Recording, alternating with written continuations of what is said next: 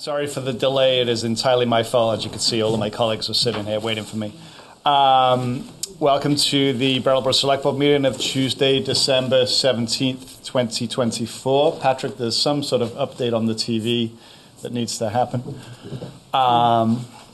John, was this meeting properly warned? Yes, Daniel, it was. Yes. That's wonderful. All right, we are convened. It was warned properly.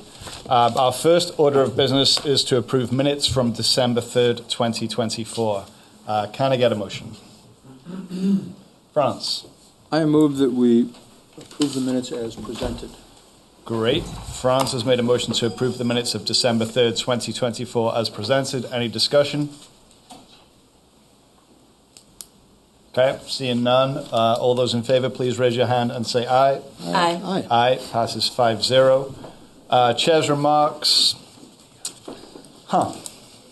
You know, we've got one thing on our agenda tonight, and we're going to spend a lot of time on it, and I'm going to ask for everybody's patience with it. It is a big task. It is unwieldy, and it might not be easy to work through. And so I'm going to do my very best. These guys are going to do their very best, and I'd ask for you guys to bear with us, okay? I will try and involve the public as much as possible, but the select board's going to need to do a lot of deliberating tonight, and doing that in public about 58 decisions that all of which are kind of tough might be kind of tricky. So I'm just asking for a little mercy.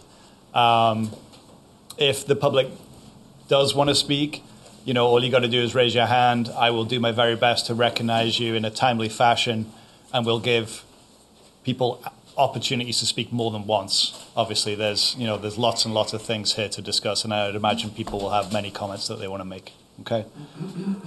So that is all I have for Chair's remarks tonight, and we'll pass it on to John for Town Manager's comments. I have a few things to update the board about. The Vermont River Conservancy has transferred the 12-acre park at 250 Burge Street to Brattleboro as of today.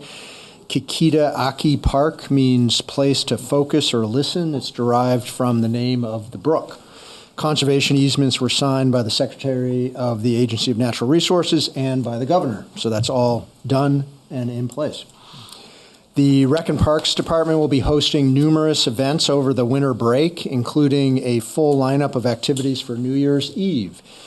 Please visit the town website at brattleboro.gov to review the Rec and Parks winter brochure.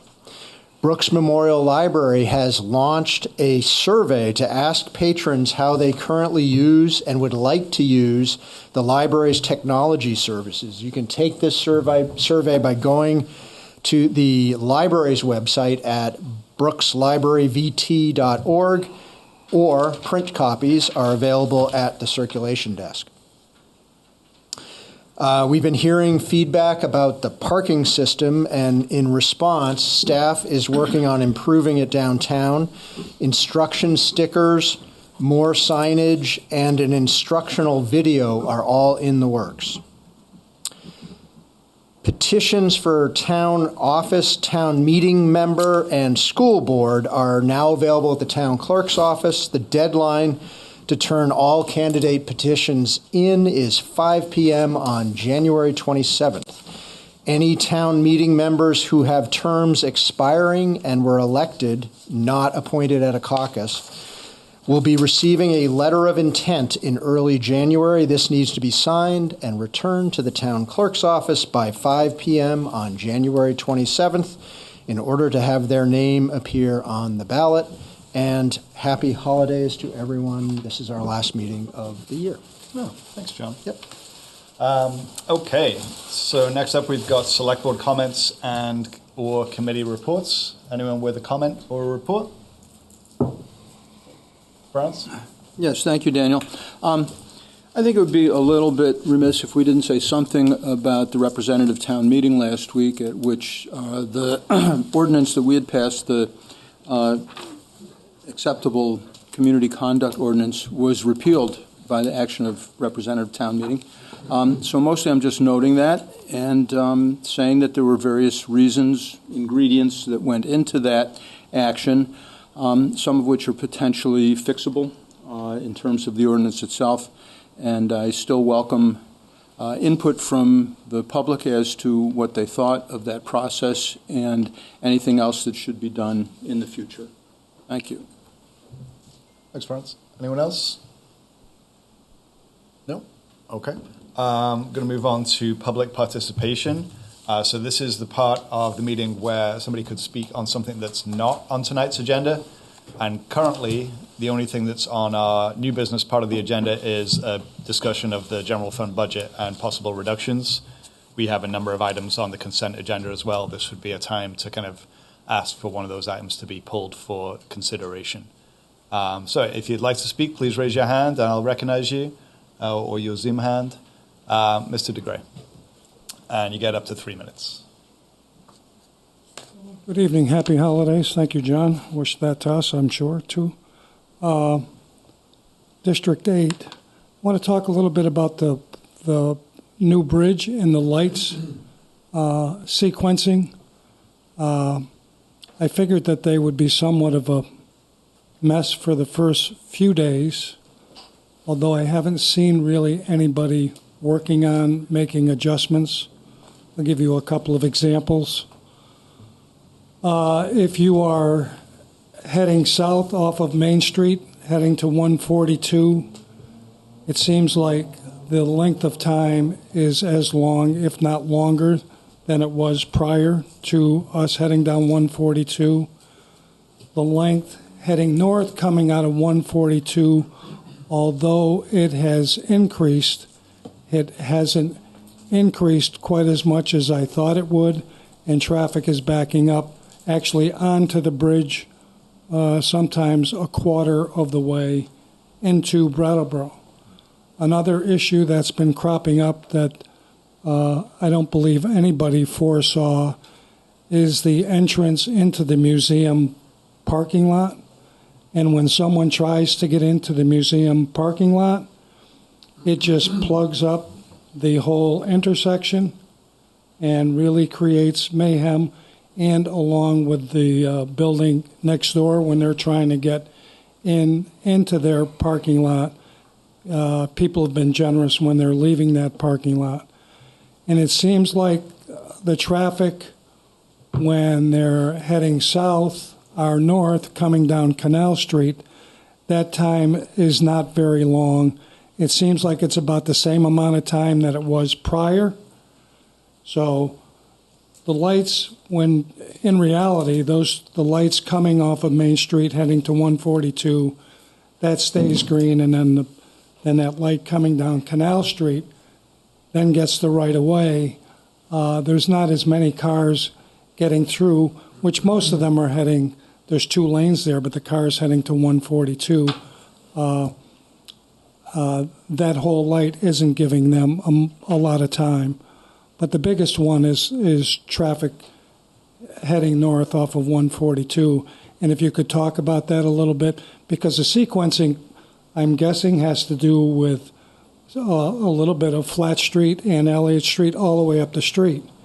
And I'm wondering if those tributaries that are feeding into Main Street, anytime there's a car that wants to get into the main flow on Main Street, that light will change.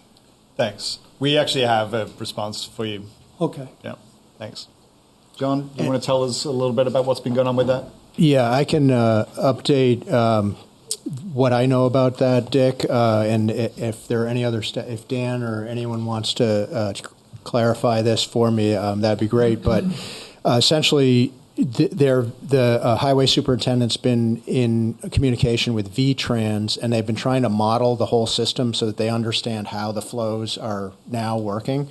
And they've made some adjustments to the traffic lights downtown last Friday, I believe, that addressed a bunch of the detection issues and improved some of the phase times on the lights. I think this is going to be like a calibration type thing, so it might take doing that once or 2 more times or something to get it exactly right and address a bunch of the issues that you raised.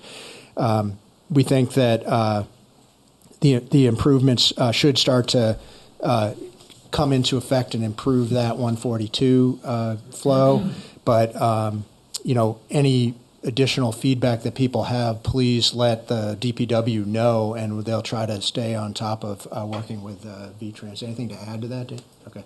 So that's pretty much where we're at with it. We appreciate everyone's patience with it. It's a whole new system there that we're trying to adjust to, and we'll eventually get it right. But it's a challenge. So Yeah. Thanks, John. Yeah, real quick. I actually think you should consider an ordinance for blocking the box. Okay. Really, because people's time thinks they're more important than everybody else's, and the congestion there. So that would be something that I would strongly consider. Okay. Other members of the public who wish to speak on something that's not on tonight's agenda? Mary, I think? Yeah. And then we'll go to Zoom. I just want to follow up on what he was saying. So Mary Del Priori, District 8, and along with the new bridge, Cotton Mill Hill. A lot of people are choosing to go down Cotton Mill Hill in order to get to the bridge over Hinsdale, and it's kind of scary. I think you need to take off part of that hill. So when you're coming down Cotton Mill Hill, you have the ability to go around, do a wide turn, but your visibility is still limited by the land. And then if someone's coming up 142 and wants to go up Cotton Mill Hill, if it's a truck, and I saw this the other day, they have to kind of stop in the middle of 142. So more and more people are going to choose to take that route. I wanted to make you aware of it. Thanks, Mary. I think we are aware of engineering work that could potentially happen there. yeah, I understand we're looking at that intersection. I'm not sure it's funded or that we have much ability. I think it's actually one of the budget reductions we're looking at would affect that intersection. But it's kind of like there's lots of other intersections we're trying to work on, and it's hard. So yeah, thank you. Next up, we'll go to Kurt on Zoom.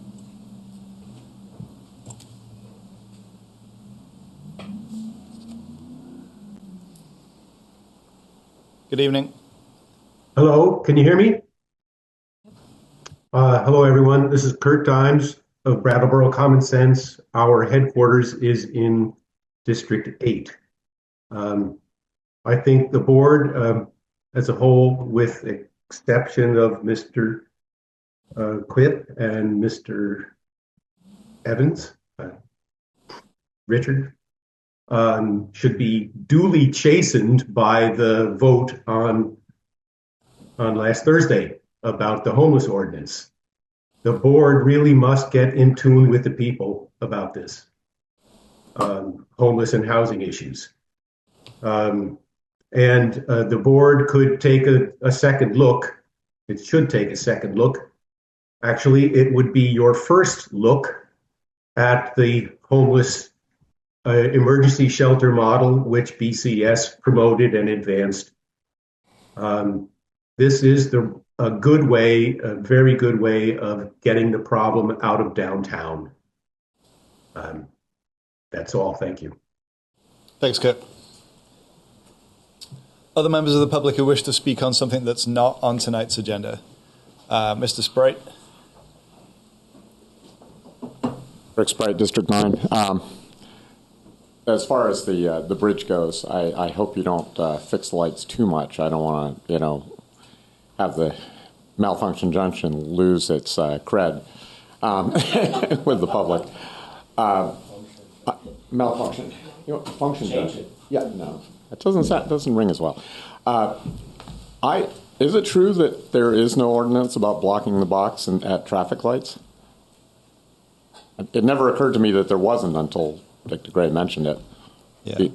I would need to read our entire body of ordinances now and answer that question. So maybe we could just kind of get back to you. Form, and I've seen it happen, especially at the bottom of High Street, especially, and it is frustrating. No. So if there isn't, I would encourage people of Brattleboro, don't block the box. Right. Yeah. Thank you.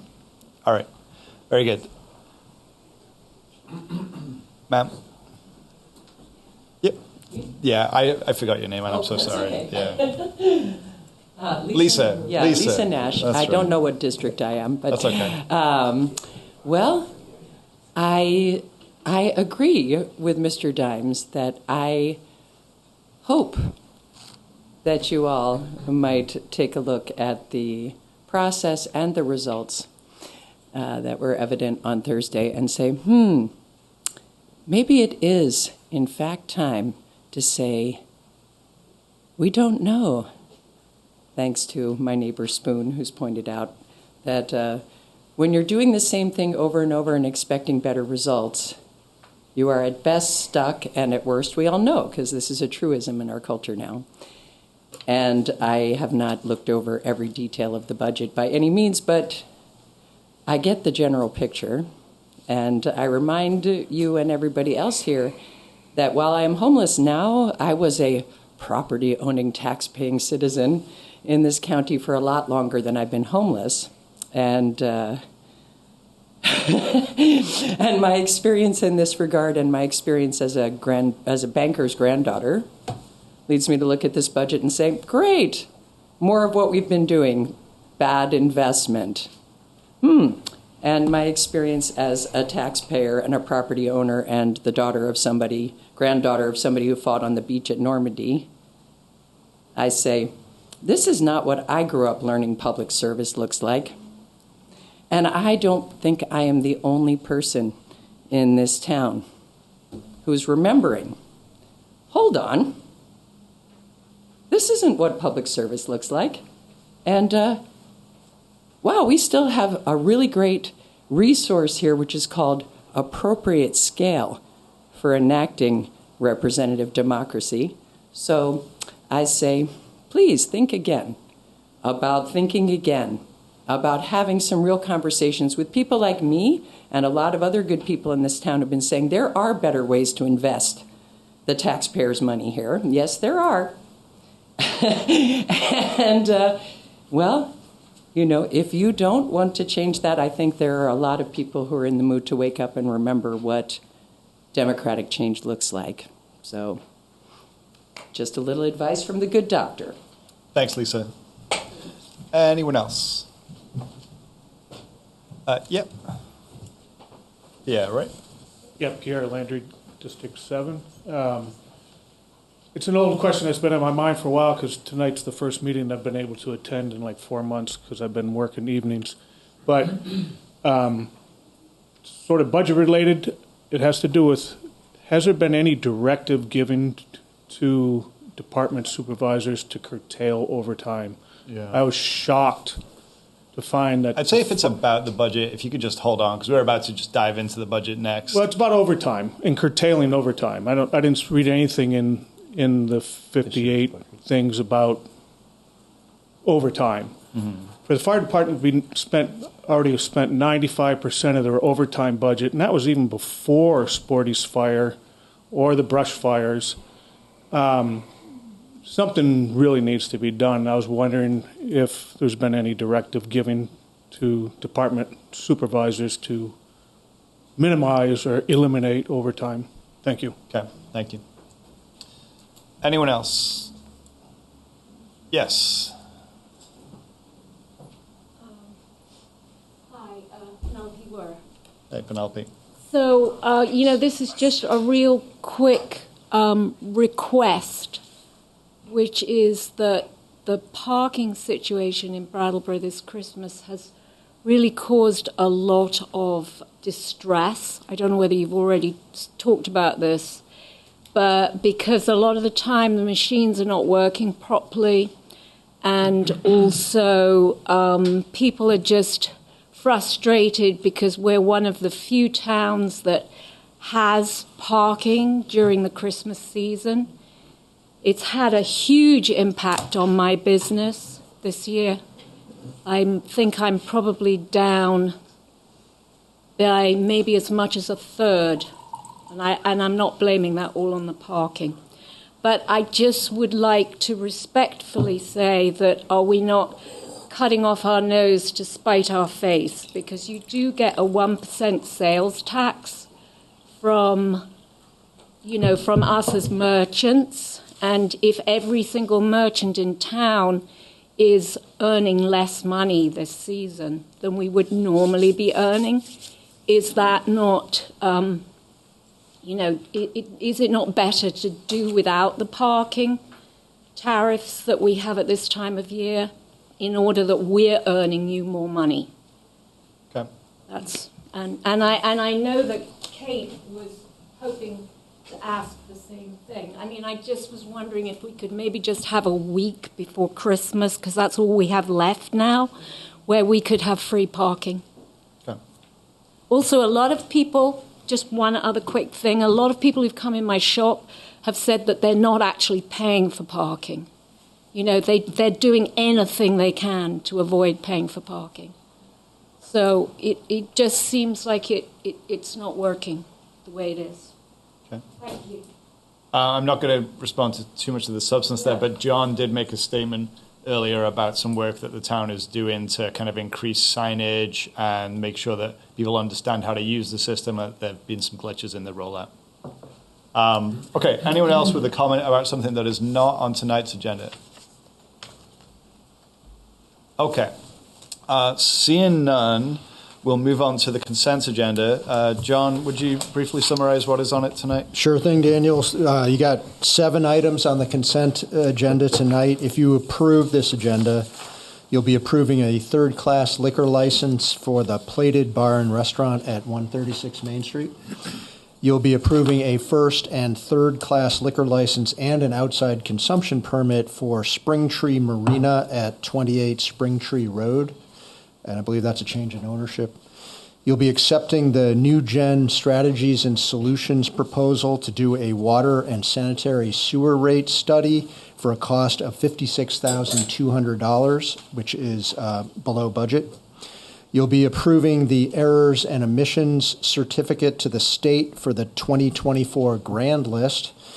You'll be approving application to the FY25 Vermont Better Roads Grant Program for a grant up to $20,080 to support a municipal road erosion inventory. And you'll be approving application for a $200,000 assistance to firefighters grant to improve the fire department's capabilities in technical rescue. About that. Did you mention that one? Oh, I did not. And finally, you will be approving you're authorizing the purchase for $55,000 a replacement hot box pavement recycling vehicle. Thanks, John. Yep. Okay, select board members, anyone wish to pull something for discussion later on? Nope. No? Okay, does anyone wish to make a motion? I'll make a motion Peter? that we approve consent agenda as presented. Okay, Peter's made a motion to approve the consent agenda as presented. All those in favor, please raise your hand and say aye. Aye. Aye. Passes 5-0. It is approved. Okay, so we're going to move on to old business, new business, depending on which document I look at. Either way, it is the FY26 general fund budget, and it's about possible reductions to that budget. And the town department heads and town manager has written a really informative memo, and that is the substance of our meeting tonight. And John, I would love it if you would kick things off with a little summary. Sure. So the board considered a base budget in early November. We had a budget open house in mid-November, and then at your November 19th meeting, the board had feedback from the budget open house, and you requested us to look at a 5% and a 10% reduction to the base budget. The management team got together and took a priority-based budgeting approach to this request. And some of the principles that we held were to minimize service reductions to residents, focus staff savings at the vacancy level, uphold recent select board initiatives to the extent possible, avoid adjustments that would require reopening collective bargaining, and trying not to build future budget challenges, although that is extremely difficult to do in the environment we're at and how skinny most of the budgets are. So once an initial list of potential reductions was put together, the team put those into priority order. attachment A in your backup materials, which is starts on page 103, shows a 5% and a 10% budget reduction scenario with the rank of the item going from number 1 down to number 58. There are 58 total items. The department that it would most affect, the description of the possible reduction, the amount that would save off of the base budget. There's a cumulative reduction going down, so wherever you wanted to draw a line, that would be the reduction that priority would lead to. The savings per $100,000 of assessed value on the tax bill for that particular item, and then the cumulative savings per $100,000 of the tax bill estimated going down on the right-hand side of the attachment. The 5% reduction would take approximately $1.6 million off of the base budget. And there are 36 areas that we described in the memo that address those items in the 5%. The 10% reduction would take a total of $2.6 million off of the base budget and would include an additional 16 areas on top of those initial 36. Finally, we showed the work on an additional 6 items that could get you to approximately a $3 million reduction. Depending on how the board wants to do this, and we could go through these, be happy to go through these items item by item, but I did want to mention that also in the memo is an additional analysis that's included in attachment C and in the text before that shows the progressive impact of these possible reductions by home assessed value and income level. So that was one of the things that the board had talked about, is how can we get a picture for what this does to people that make $40,000 or less? What about people that make $100,000 or something, wherever it kind of falls across the spectrum of the median household, 50% of median, 100% or 150, and I think even up to 200% of median. Same with the assessed value. So the way the state does the homestead reductions, it affects different households differently. So you can see on the chart in attachment C the relative impact to different income levels and different assessed values. Finally, I wanted to mention that no matter whether you move forward with the base budget, whether you take a 5% reduction in the base budget or a 10% reduction in the base budget, there's still an extreme amount of value that residents get from the services that the town provides.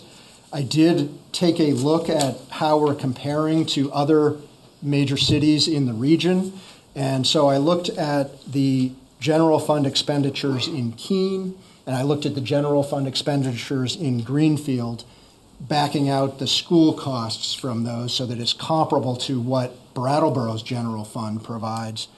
And if you look at it on a per capita basis, which is the best way to compare across communities, the per capita cost to deliver municipal services in Keene is $2,292.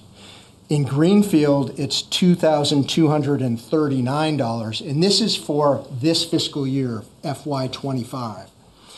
If you look at Brattleboro's FY26 base, we're proposing there to do it at $2,192 per capita, or 5% less than Keene does this year, we would do in FY26, or 2% less than Greenfield provides similar services.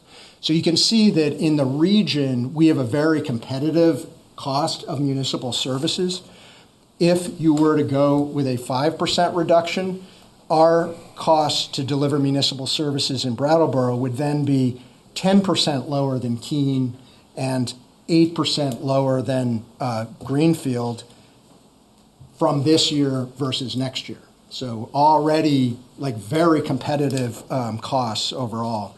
And finally, if you went with a 10% reduction to the FY26 base budget, you'd be looking at 13% lower than Greenfield this year and 16% lower than Keene this year. So we found that very interesting. I think that the town is getting a very good value from municipal services, even though we're in this very competitive environment between Greenfield, Keene, and Brattleboro. So that's what I had. Great. Thank you, John.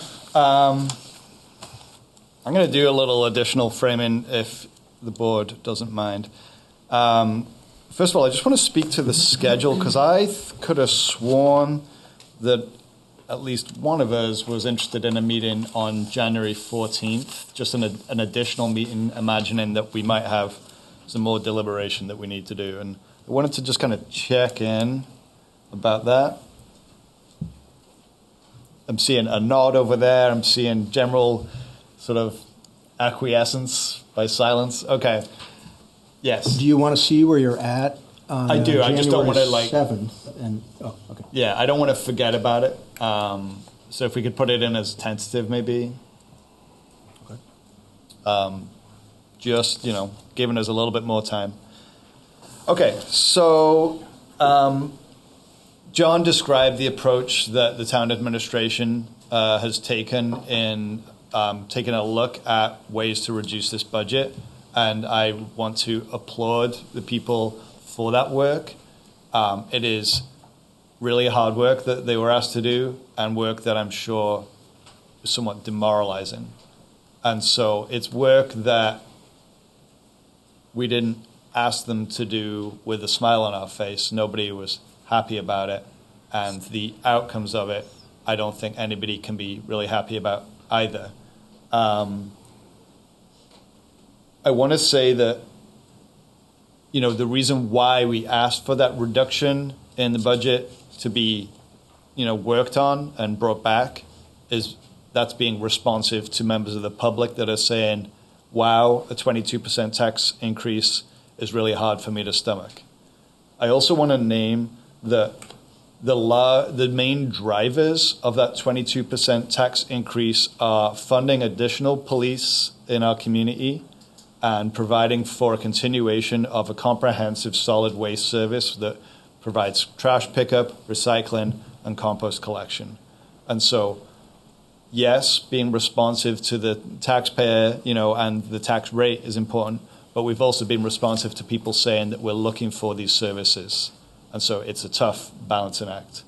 And so I think that tonight, as we kind of explore these possible ways that the budget can be reduced, we're going to see the board reacting to them. We'll have the community members reacting to them as well. And we will hopefully kind of leave this meeting with a clearer sense of a way forward. We're not going to take any votes. Well, I don't know. I'm not expecting to take a big vote to say yes or no to all of this. We're going to be getting a lot of feedback and giving a lot of feedback. And by the end of tonight, if we have a clearer sense of how we might want to proceed, where there's consensus, then I would say that will have been successful.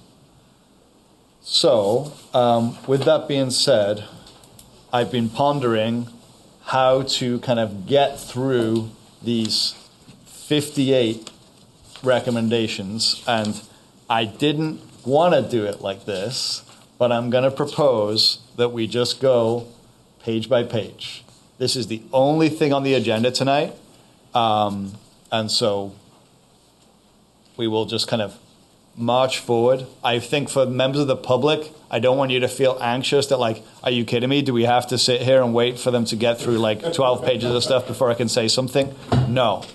We can like take little breaks from board deliberation to hear some public feedback on those items, so we can kind of do it that way. If anyone feels like that is completely not okay, please speak up now. But speak up with another way forward. Yes, sir. Thanks, Go Daniel. ahead. No, I think that is okay, but Great. It's missing an element. Okay. And that element is things that are not on this list. And there are other ways, other approaches that the budget could be reduced that are not the ways that were brought back to us. And I think we need to have some room for those things to be introduced as well. Sure.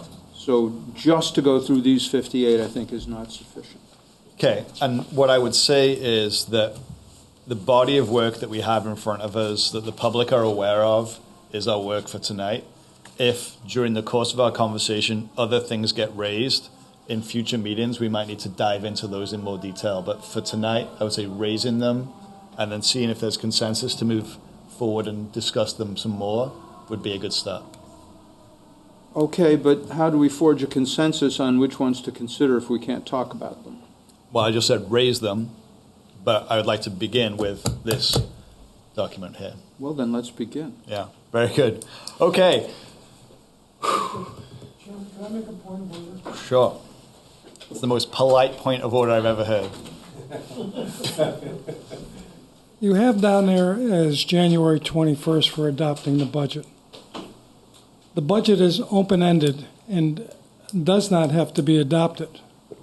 You can put the first iteration of the budget in the book that goes out to the public, but this isn't a final, yes, and you can ask the town attorney. I know you're shaking your head, but if you don't believe what I'm saying, I would ask you to talk to the town attorney.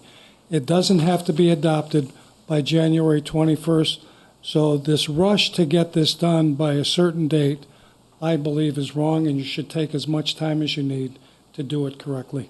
Thank you. Okay, we'll check in. John? Yeah, I don't know if town attorney's on Zoom, but my understanding was that you do have a little leeway. I think we could go out to like January 28th, but we do need to get it published and put together in the annual report. So. Okay.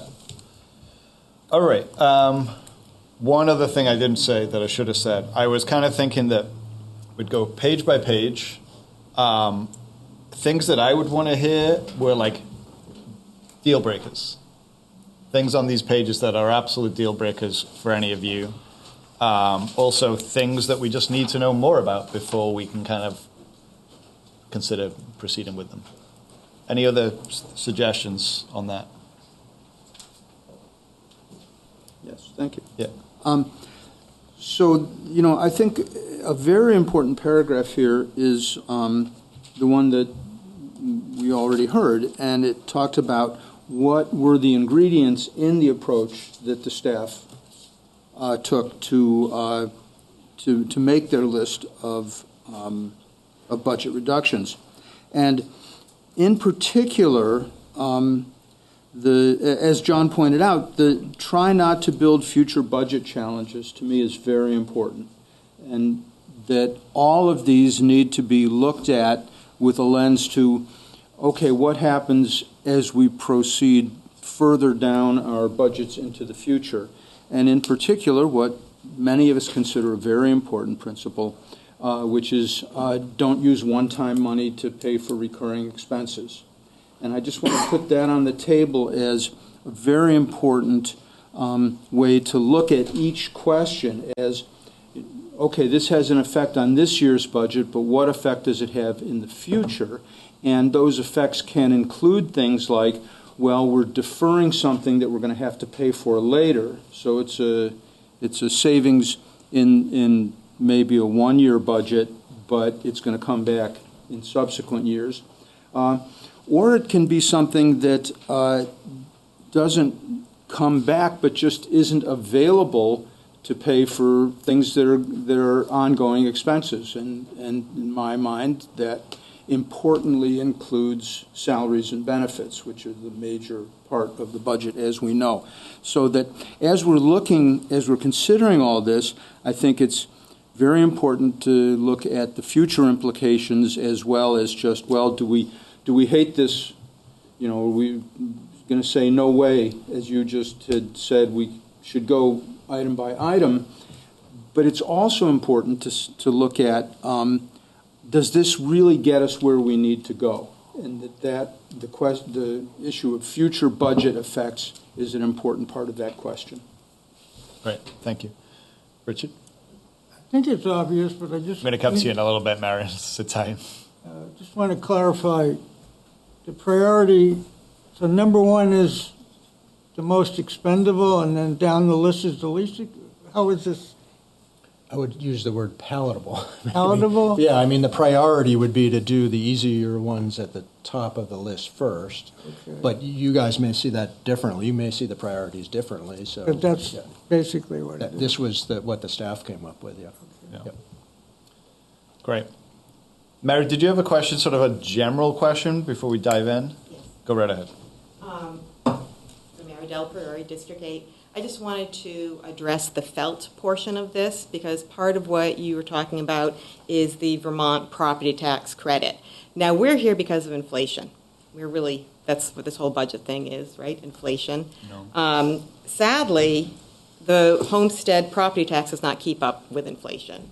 And I just looked at it. I remember in 2017, the top household income that you could have to get the property tax credit was $147,000, which if they inflated that, that would be a cap of $189,203 maximum household income, okay? But as we know, last year, the maximum household income to qualify for the property tax credit was $128,000, which today would be worth $132,533. But this coming year, the credit limit the household income limit has been dropped again to $115,000 maximum household income. So the state of Vermont is not keeping up with inflation. They're not going to help us out of this. So when you are looking at the felt of this, you can't look at the state of Vermont and that property tax credit because they're not keeping up. I just wanted to make you aware of that as we talk about 22% and the reality of felt. Greenfield also is one of the highest tax brackets in Massachusetts, and Keene is too. I would have been curious about Bennington or some of the others. So those numbers, I mean, we all appreciate what the town has to offer. We know we're going on top of the 14.2 for the education. We know from the December 1st letter, we're looking at a possible 5.9% increase on the education portion next year. Don't know where the assessment of our houses go, extra payroll tax. So all of these things and some of the things in your budget come out of the same pocketbooks. They come out of not our gross pay, but our net pay. So it is felt. So it's not a little thing. So as we go through that, keep that in mind. Great. Thanks, Mary. I would just reiterate the reason why this budget results in a 22% increase in taxes is really not just down to inflation. It's additional funding for the police department, it's a new solid waste contract, and it's also the reduction in revenue from bag sales from the solid waste. So, okay, so thank you. We've got page 3 of 16 in the memo, or page 89 of 187 in the big PDF. If people in the room don't have access to this information in front of them right now, it's online. I don't know if Patrick's able to make some copies, at least of the list, if anybody wants one. I just don't want you guys to not be able to see what I'm talking about here. Okay. All right. So items 1 through 5, we have remove hotbox from capital plan and purchase early with paving funds. I think we just did that. Yeah, that was in the consent, and the reason for that is because we found out there were repairs that were needed to that, and it really didn't make sense otherwise. So I'm going to say that's done. Yeah. All right. Yeah. 1 out of 58. Okay. Number 2, use grant savings for capital. This saves $300,000. Retire the note on the Brattleboro Fire Department ladder truck. That saves $54,704. Reduce the cost of living allowance staff-wide to 3%, which saves $111,000, and reduce non-union wage steps by 1%, and that saves $11,000. John? If I could just point out to everyone that on the ladder truck note retirement, that would require a use of $250,000 from the revolving loan fund to pay off that debt. Yeah, thanks, John. And I guess, as we go through this, I don't want to read the whole thing, but if there are things that are really important to point out. I think that's going to be helpful. I'm assuming every single select board member has read every word on this page multiple times, but members of the public might want to hear some of that nuance. So we're going to begin with the board. We'll have some board deliberation, then we'll go to the public. Board, anything on this page that is a deal killer? Elizabeth. I'm good with the whole page. Elizabeth is good with the whole page. France. Thank you, Daniel. So use grant savings for capital, $300,000. I'm not against doing that, but I want to point out that that is a one-time source of money. That's a grant that we're getting this year. And that what that doesn't address is, well, how to say this? When we made our emergency spending decision to fund the Downtown Safety Action Plan, we took money from our accumulated fund balance that we try to maintain at a 10% level for emergency use, and we said, hey, it's an emergency, let's use it. This money that's proposed now to be transferred to the capital fund was actually mentioned at that time as, well, you know, we've got some things in the future. It looks like we might get a grant to help with the William Street project. So that could help defray our invasion of the fund balance that we undertook. In fact, it would cover less than half of that fund balance deficit. So while I'm not against using this money, you know, that it's something where we had another use that I consider very important, at least potentially, for that sum of money, which is to restore our fund balance to its appropriate 10% level of the budget. And that's something that we have not discussed at all as part of the budget discussions of, you know, how are we going to deal with the fact that we spent that money? What does the future look like with regards to our fund balance? So basically what we're doing here is we're spending fund balance, in my mind. And it's not wrong to do that, but it's not a replicable source of money. And it's failing to address something that I consider a really bedrock principle of municipal finance. Okay, thank you. Richard or Peter? Anything I'm on this good with page these five. Yeah, okay. Peter's good with these five as well. Okay, so I will speak. I've got another one too. Yeah. For number 2, the use of grant savings for capital expenditure, thereby reducing the capital transfer from the general fund. You know, I hear what Franz is saying. I was kind of more curious about, you know, we got this grant for this project. Can those funds, the unspent funds, be used in this way? I'm assuming so. Yeah, it's grant savings. I see. So we budgeted for it previously. Then the grant came in, and so we had money to pay for it twice. The suggestion here is use this one-time money to buy capital equipment. It's like we got a grant for capital equipment, basically. So okay, then I'm fine with it. Okay. And then the retiring the note. I just want to make sure I understand this correctly. So we owe $250,000. So we would pay that off early out of the revolving loan fund. And that would save us $55,000 of principal and interest. So there's an opportunity cost of, you know, taking $250,000 out of, we call it the revolving loan fund, but it's not revolving that much these days, I would say. We're mostly spending from it. And so we'd take $250,000 out of this revolving loan fund, and in so doing, that would save us only $55,000. Per year through fiscal 30. Per year. Yep. Okay, my bad. Yep. So maybe that was my misunderstanding.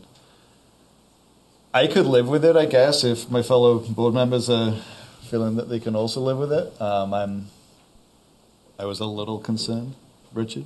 Well, I'm just wondering, should we, as we do this process, should we keep track of the revolving loan fund and what we're doing to it? And oh, yeah. how much is in there, and what's what's the potential for actually putting any money back in there in the next few years? Mm-hmm. I mean, so I'm just wondering if we can do that, sort of get the number now, or a rough idea where we're at. Yeah. Patrick, you may know that number. Do you know the number, the current balance in the revolving loan fund? I do know that this is less than the savings that you made from reducing the scope of the police substation. So I know that at least that $250,000 is available for spending, but I don't know. Do you know the amount? You know, I don't off the top of my head. I recall when we wrote up the memo for the substation, I think we were leaving behind a balance somewhere in the neighborhood of $500,000 or something like that, which actually during my time with the town is generally more than we've ever had. So, but they're, you know, you're right about the opportunity cost. Yeah. We could get you a clear answer on the balance, just not off the top of my head. Okay, and I think our finance director is taking a look at it. I'm not going to ask you for right now. I think we've got members of the public that want to ask some questions, so maybe let's take some of those. Mr. DeGray. A couple of quick ones on 4, 5. Does everybody get the 3% cost of living?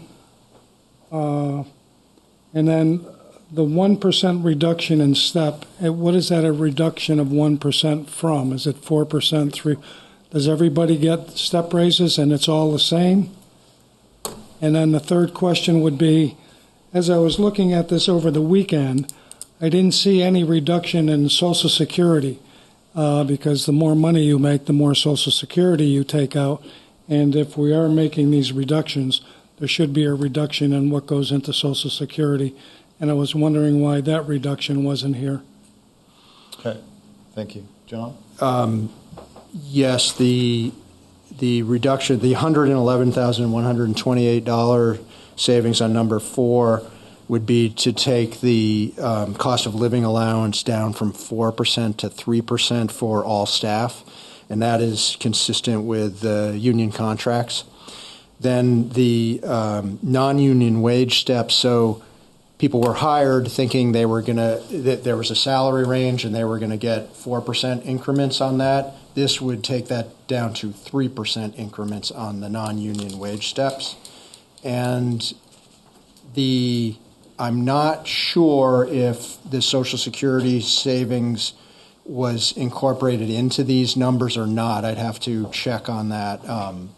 But it's not going to be a super significant addition to it if there is some savings there.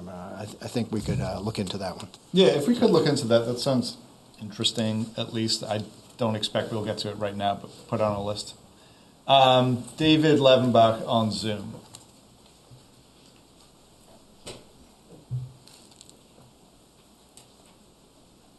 Thank you. Here's video. Okay. Probably not something to be done tonight or even necessarily by the end of January. But 2 items I would like to see you put on the agenda for serious discussion. The first is on the revolving loan fund, which has been a handy piggy bank for a lot of things recently. And so I think the select board ought to take a serious look at what monies have been flowed out, what the size of the revolving loan fund is, what the purpose you really have in mind for that, because it is housing and economic development, as I understand. And then the second matter I would bring up is I'm not well informed, and I'm not sure the select board is well informed about how the STEP system in personnel operates and what the implications are. So, in the Finance Committee, by the way, I'm District 9. In the Finance Committee, we're not clear about how the Human Resources program of STEPS works, and I think it would be useful to get a presentation on that for the Select Board and the public. Thank you. Thanks, David. Okay. I actually would entertain both of those, inquiries for a future date. I don't think they're like house on fire urgent for this budget, but I think, from a financial management point of view, it'd be wise to take a look at them. Or have the information available in some printed format. I'm not disagreeing with David, but it would be, just to have those numbers handy. I recall from when we were about a year and a half ago looking at the union contracts and then also non-union employee compensation, that there was some detailed discussion of what the steps are in different departments or different unions, and it was, whether it was 2 years or 5 years and what percentage. So I certainly don't remember those details, but I do remember feeling it was a little bit complicated, and having a quick, handy reference would be great. Yeah. Anyone else think that would be interesting to know about in the next couple of months? There may be a limited audience, and I agree that some printed material might be helpful. Okay. Sounds like something we could do, John, maybe? Further down the road? Yeah, whatever the board wants. Yeah. Maybe see how March looks. Just three of you want to see I think so. This information? Yeah. Because there is a cost to developing this information, but it's up to you. These three. Okay. Yeah. Mary and then Kate. And then Ashley. Yeah, my question was the same thing about number 5 and who's a non-union employee and the steps and what that minus 1% means. Because I know on the original proposed budget, some of the department heads looking like they got significant percentage increase, which probably has to do with the steps. I don't know. But just, wanting to know about that. There's a couple websites, salary.com and governmentsalaries.com, where you can look up and see what average salaries are.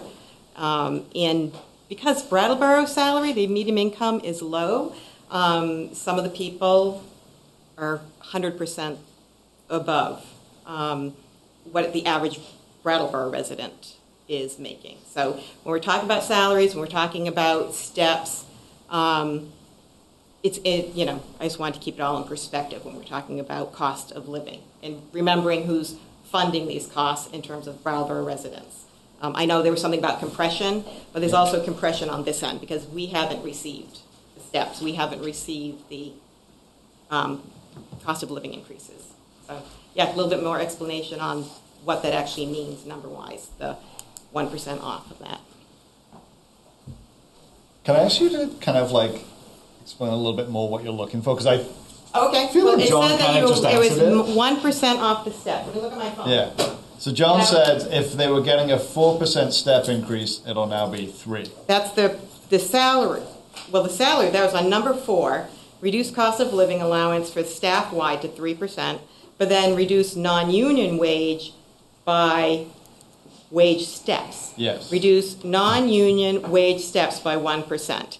Who does that apply to, and what does that mean? Great. Are you able to answer those 2 questions? Yeah.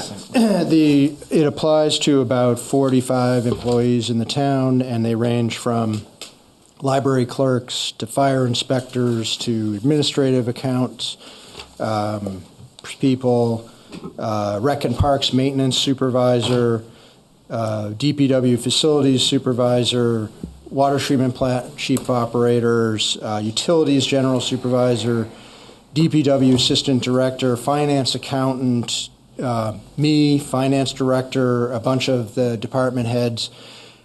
We were all hired with a salary range, so I forget what I think mine started at 120, but when the board tried to hire me, it was like 120 to 135 or something like that. And when I accepted the job, I knew that there was going to be a 4% increase every year. In fact, it's in my contract. It's not in a lot of other staffs. The town didn't make a commitment to them, but so I accepted the job thinking it was going to go up 4% every year until that top end got hit, and then it would just be COLAs.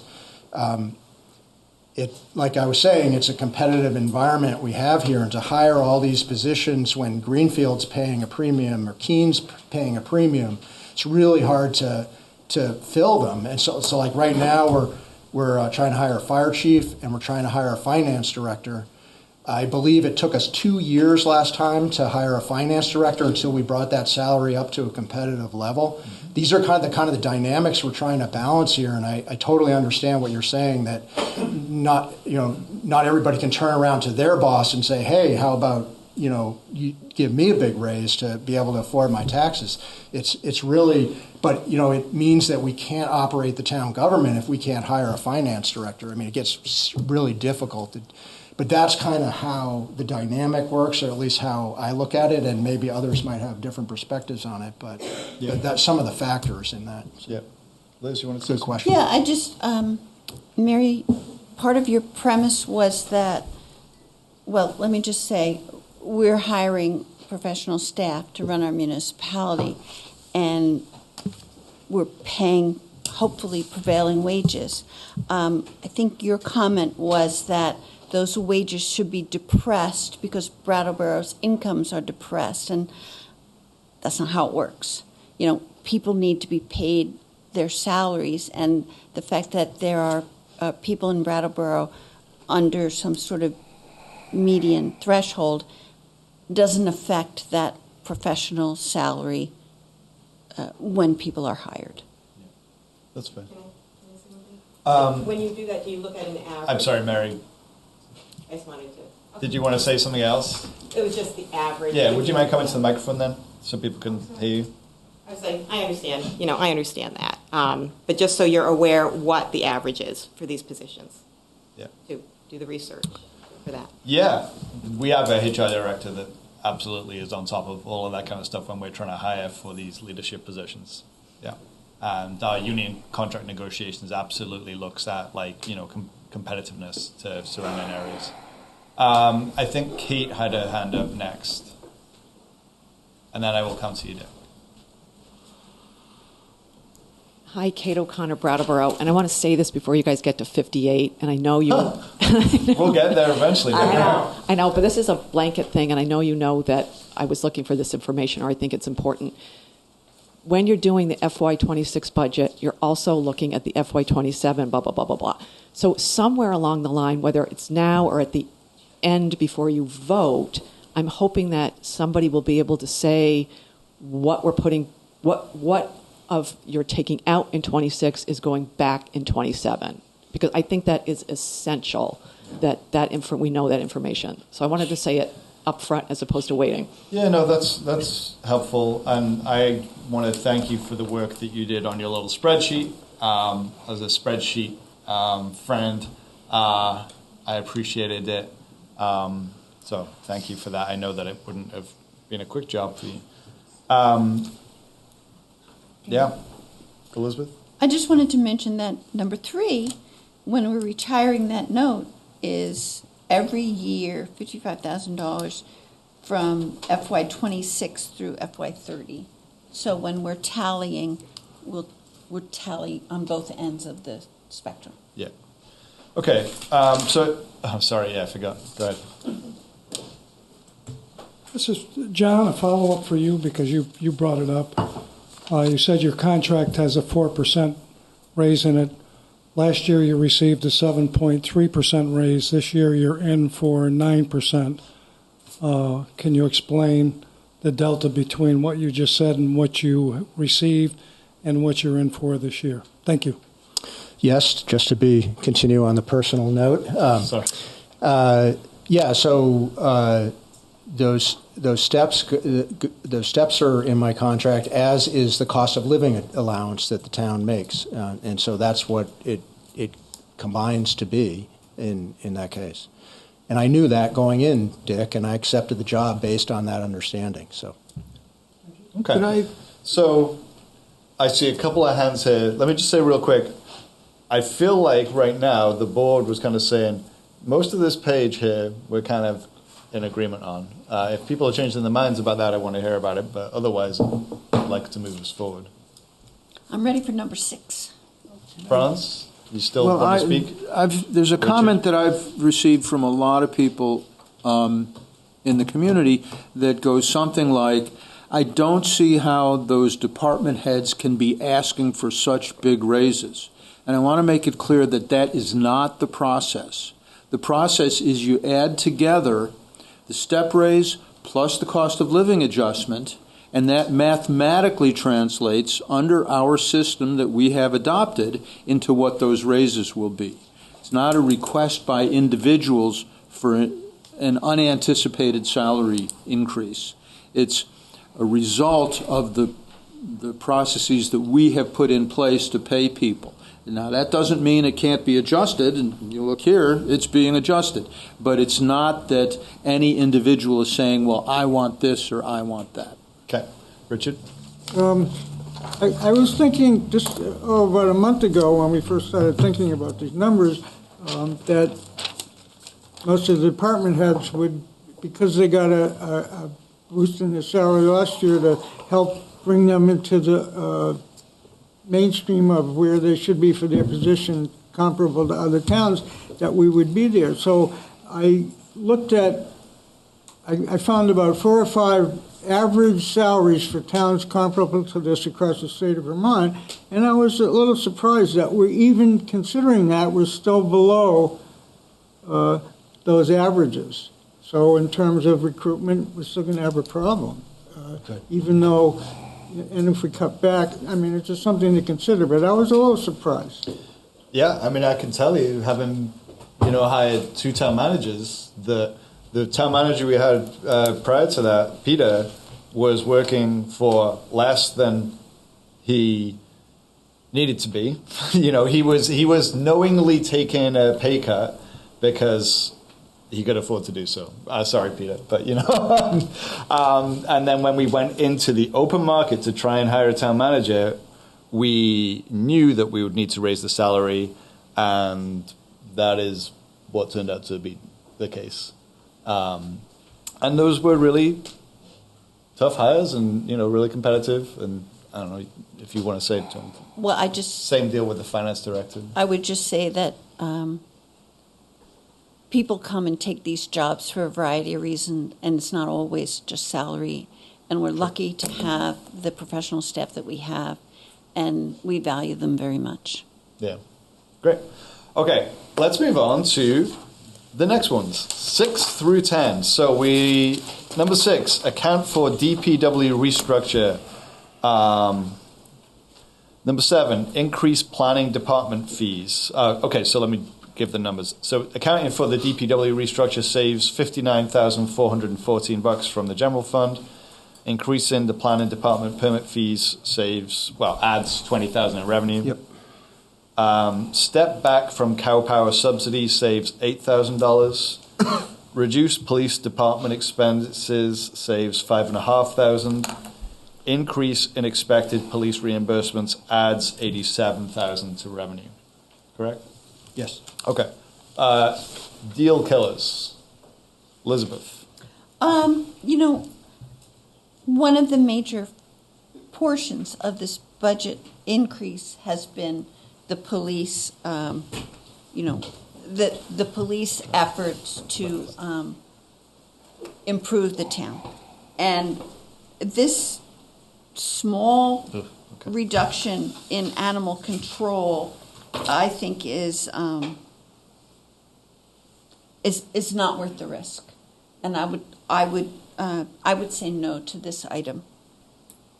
Okay. I'm okay with the next one, which is regarding the police, because that's really an expected reimbursement. But number 9, I have a problem with. Yeah. And I wonder if anyone else does. I do too. Seems not worth this. We're getting the head nod over there. Yeah. Peter's nodding his head. Richard's sort of. Should I be more audible? Yes. I can do that. Yeah. Please do, Peter. I'm with Liz. Okay. Yeah, I'm not a fan of that. Yeah. Okay. Other So people with that's 3 thoughts on deal killers on this page? No? All right. Okay. On to 11. Members of the public, what do you think? Dick?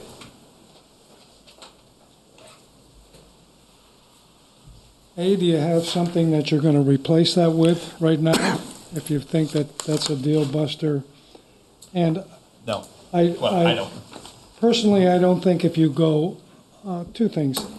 I think if you overexpend that line, don't forget, you're going through the total police department budget, and you're over line items in some and under line items in others. And so reducing this by the $5,500, I believe, is okay. And so I don't think that this is a problem, and I would ask you to rethink, because you're, again, looking at the whole budget for the police department. The one that did concern me is that if we didn't ask for these 5 and 10% reductions, number 6, and I just want to ask why this wasn't done before when you first got the budget. Yep.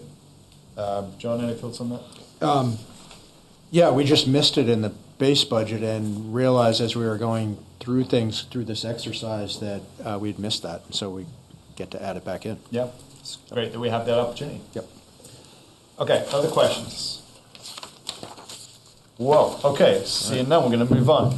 11 through 17. Okay, number 11, reduce stormwater upgrades. That saves $10,000. Do less building maintenance at Brooks Memorial Library, saves $10,000. Postpone hiring of the Emergency Services Data Analyst position, saves $72,036. Reduce Sustainability Operating Funds, saves $10,000. Eliminate equipment purchases in the Assessor's Office, saves $2,000. Reduce Office Supplies Organization-wide, saves $5,000. Suspend vacation buybacks for department heads in FY26, saves $30,000. Elizabeth. I have 2 points that I want to discuss. The first is number 13, the Emergency Service Data Analyst position. I just want to say I'm okay with that cut, but it's a big deal because it is one of the cornerstones of our community safety agenda. And this, I just think it's worth noting to the public, this last line, that without filling this position, the police and fire department will continue to provide analysis at a rudimentary level, but as we've seen in the past, state resources have been called to bear to assist us, and I'm hoping that they're willing to do that again. Mm-hmm. And the other thing is that number 17, suspending vacation buybacks, is also very generous and kind of our department heads, and we should note and appreciate that. And we should occasionally expect an out-of-office reply when we email them. Right? Yes. Richard? I think number 11, I'm not in favor of cutting that for the reason that I think if an item has the potential to jeopardize any grant funding or future revenue that we might get, I think we shouldn't do that. I think it's counterproductive, which would also apply to number 14, basically for the same reason, is that these are things that, while the cut itself doesn't seem all that bad, but the fact that we're cutting off our ability to increase some kind of revenue, I think that's problematic. In number 16, it's a small cut, it's 5,000, but I think just thinking about how offices work and how things work here, I think that small cut could create a great deal of inefficiency in the operation of the town business. So I'm against it. Okay. Okay. Elizabeth? Well, I just want to mention that Richard's point about matching funds is a good one, but number 11 and 14, they're not a specific grant, and I think that if a grant opportunity came up that had merit, that we could address that on a case-by-case but situation next year. If something viable that we were likely to get came up, I think we as a select board could assist them in that determination. Could we actually counteract damage and actually get, could that happen? Yeah, I mean, we could look at where the budget to actuals were at that point. We could look at the revolving loan fund. We could, try to make savings someplace else. So the door wouldn't be completely closed? No. Because this is very open and kind of vague, and if we had a specific target, I think it would be better judgment. Okay. Peter, did I see your hand? No. I'm kind of falling in line with what Liz had proposed. These are I love things that kind of talk. What's that? She said she loves it when you talk that way. I think so, but just kind of, so I have a better understanding on the point that Richard just made. So by removing these from the budget would not jeopardize any potential grant? It may, Could, but I could. think a specific grant could be brought to our attention to see if we could find the matching funds so that we could go forward.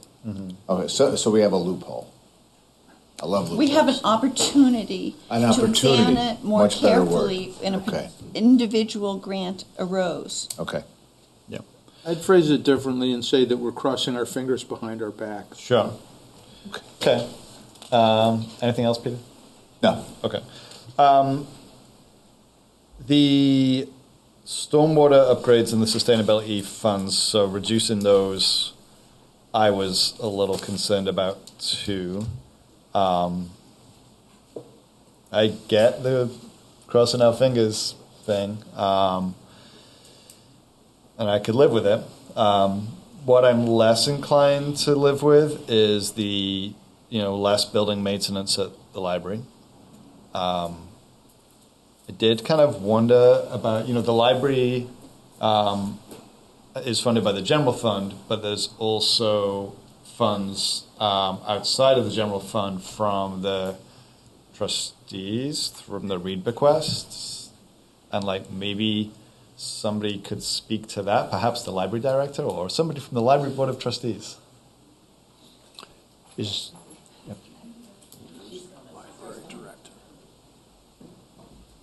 She's being interrogated. I know.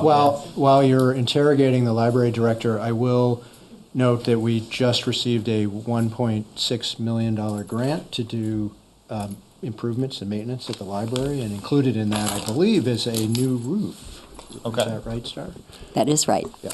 So the town owns the building, and the library, the endowment has in the past chipped in for improvements and necessary maintenance. Like they've covered half of the cost of the new HVAC system a couple of years ago, which was substantial. The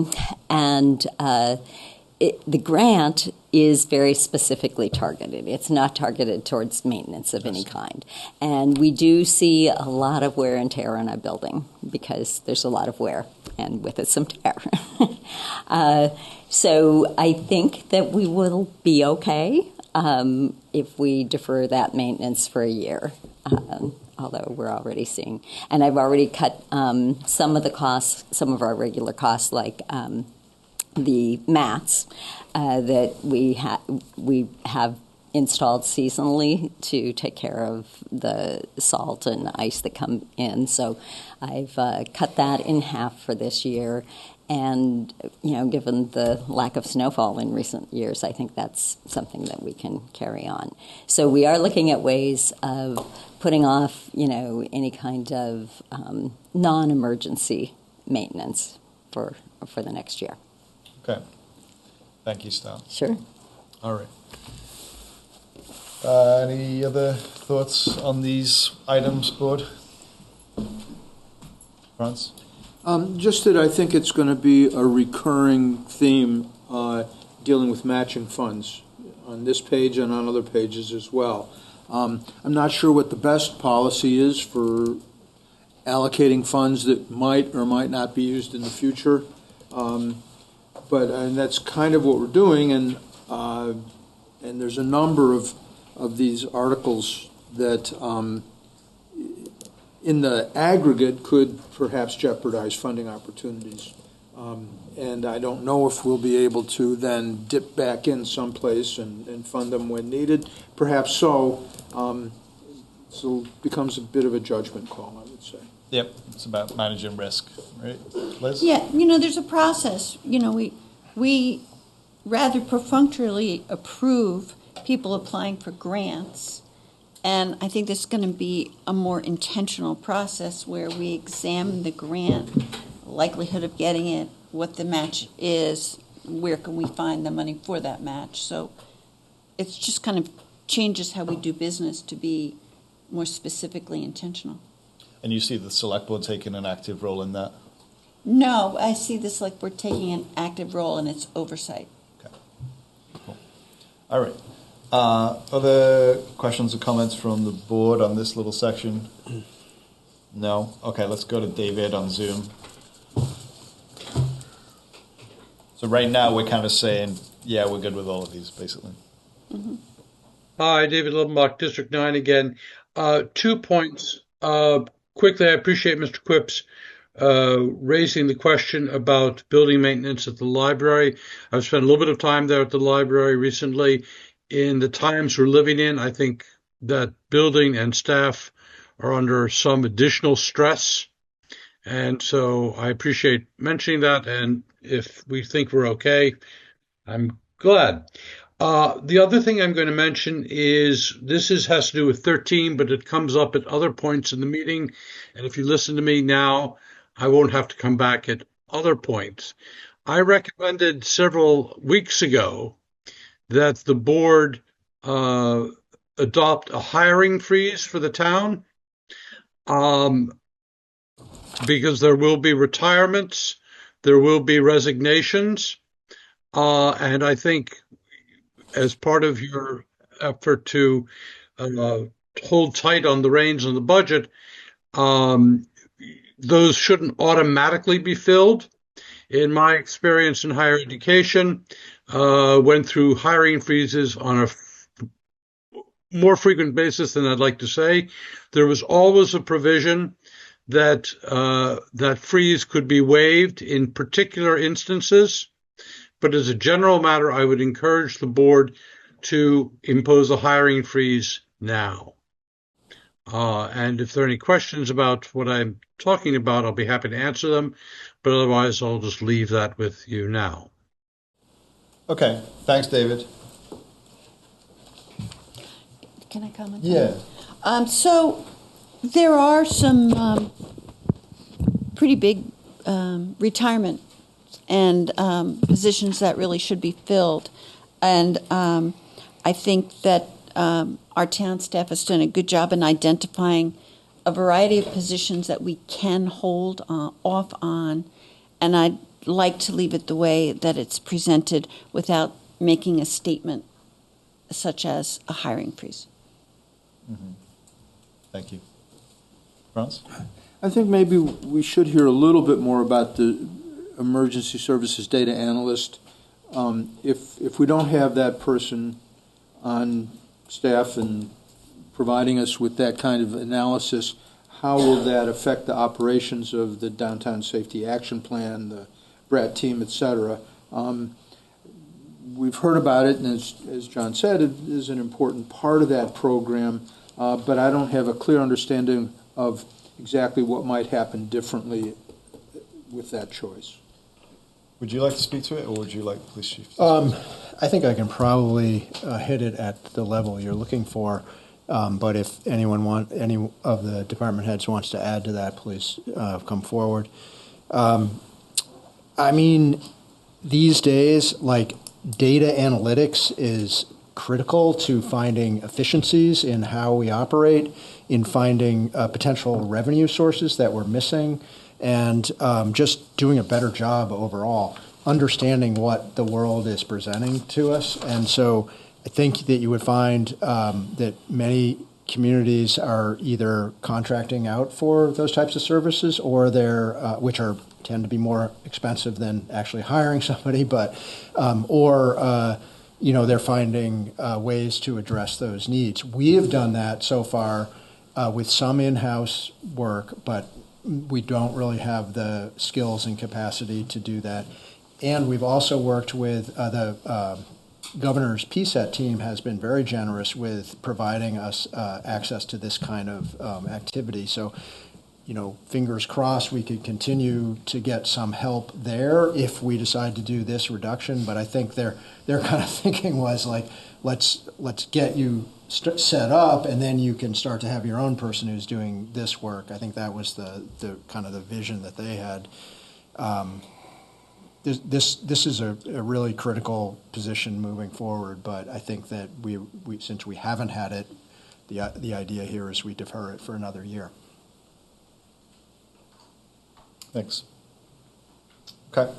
Other questions from members of the public on this little segment? Well, I just wanted to add that I just think the public needs to know that this is an example of a really agonizing budget cut, deferring this position that we all think is really important, but adds to the total reducing the taxpayers' burden. So I just want to talk about the seriousness of all of these cuts and all of these maneuvers. They're all important, but they lead to this result as a whole, and the public really needs to take note of the seriousness. Yep. And I would just remind us that we started with the easier ones, and as we work our way down this list, it'll be less and less palatable at least from the town administration's point of view, and we'll see whether the select board concurs. And I would say for those that are keeping a running tally, we've just cut about $850,000 from the budget. So the next segment is, did you want to speak to the things that we were just talking about? Go ahead. Mary Delbury again. I just don't know, you're talking about the hiring freezes or not doing that. If you were to reduce, and I'm just throwing this out there, maybe you've considered it, like 41 police officers, is that how many that you have? Did I see that on the budget? No, okay. No. I just didn't know. I was just, if you could let go of 2 of them, you could keep this one, or just wanted to throw that out there. Noted. Okay, so the next segment is from 18 through 23. So do fewer municipal center repairs, $15,000 of savings. Less building maintenance at the fire station, saving $1,000. Deferring computer equipment maintenance at the library, saving $2,000. Increasing non-resident fees for a library card, adding $3,250 of revenue. Deferring records restoration in the town clerk's office, saving $3,000. Reducing conferences and memberships organization-wide except for essential trainings in FY26, saving $7,500. Elizabeth. I'm good with all of these. Are you? Okay. Well, that's good to know. I will note it here. Yeah. Other members of the board? Me too. Richard says okay too. Okay, well. Franz? When I read the sentence, this could pose a significant risk to this essential service to the community if there were to be a major failure in the equipment. Yeah. And it saves $2,000. That makes me think that maybe it's not worth saving $2,000 on that. I would agree. I would concur. Peter would concur. Okay. Any more concurrence? I'll join the concurrence. Great. 5 people are saying, you know what, we actually don't want to expose ourselves to that. I didn't see that sentence. Okay. All right. Read carefully, folks. Good call, Franz. Any other thoughts while you're at it? Well, I did at one point talk with John about the maintenance at the fire station. The firefighters actually will do most of that work, but we'll have to buy the paint that they're going to use. And I, for one, have a lot of paint in my basement that I could donate. Is it a good color? Well, we talked about that a little bit, but anyway, okay, never mind. I have a lot of paint too. All right. He is joking. Yeah. I don't know if he is. Yes, I was kidding. Other board members with thoughts on this segment? Okay. I started to say no to a lot of this stuff. Really this maintenance stuff, I don't love deferring it. This building that we're sitting in is riddled with deferred maintenance. And as think the John flagship building, I can finish my sentence. Absolutely. As the flagship building of town government, sometimes it's kind of a little embarrassing to walk in here and see it looking how it looks. I will accept these small savings and deferring this maintenance, but it will create a further problem down the road. Deferring any of this stuff will create further problems down the road. And this select board, and the one that I've sat on for the last 6 years, has also dealt with deferred maintenance from, previous cost cutting as well. So it makes good sense in the moment, but it does kind of cause problems for people down the road. John, you wanted to say something? No, yeah. I just want to mention that we did get new window shades a couple of years ago. Did we? And that was a huge improvement. Was it? Okay, so Richard was saying he was good with everything. Liz was saying she was good with everything. Franz didn't like the idea of deferring the computer equipment maintenance, and that was generally agreed upon. Yes. So that is off. And Daniel can live with it, I guess. Members of the public, comments, questions. There's a hand up in Zoom. Is there? Yep. Really? Is it Karen? It. Because Karen's been on the screen for a long time, but I don't see a hand. Oh, it's Lisa. Okay, let's hear from Lisa.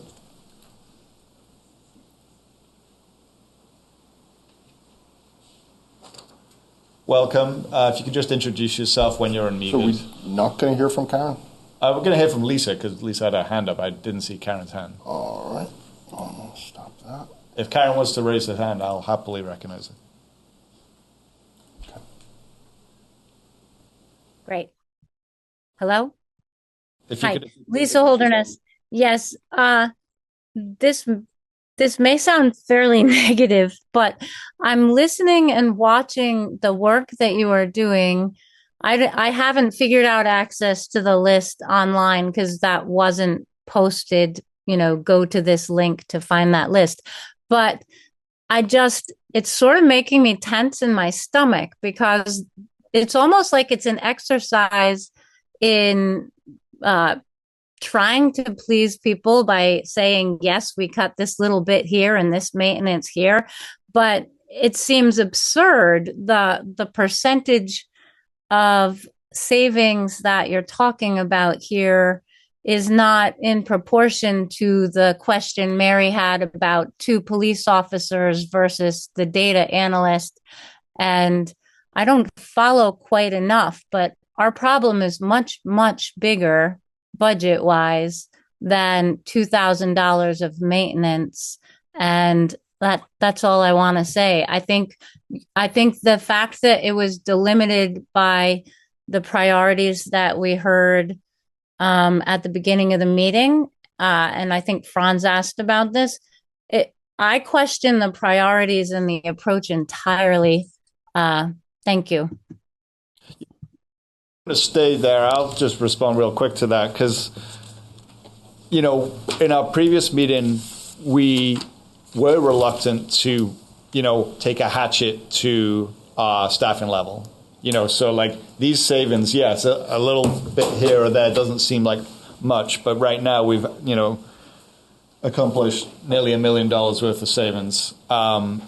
You can save some money as well by firing staff or choosing not to fill positions, and you will also, experience disruptions in your service because of that. You may have a longer wait time for an emergency services call. You may not be able to access a town service.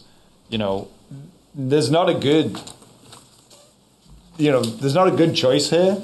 So what we asked the town administration to do was to bring us back the least harmful way of reducing this budget so that we could reduce your tax burden whilst not radically changing the level of service that you're likely to experience.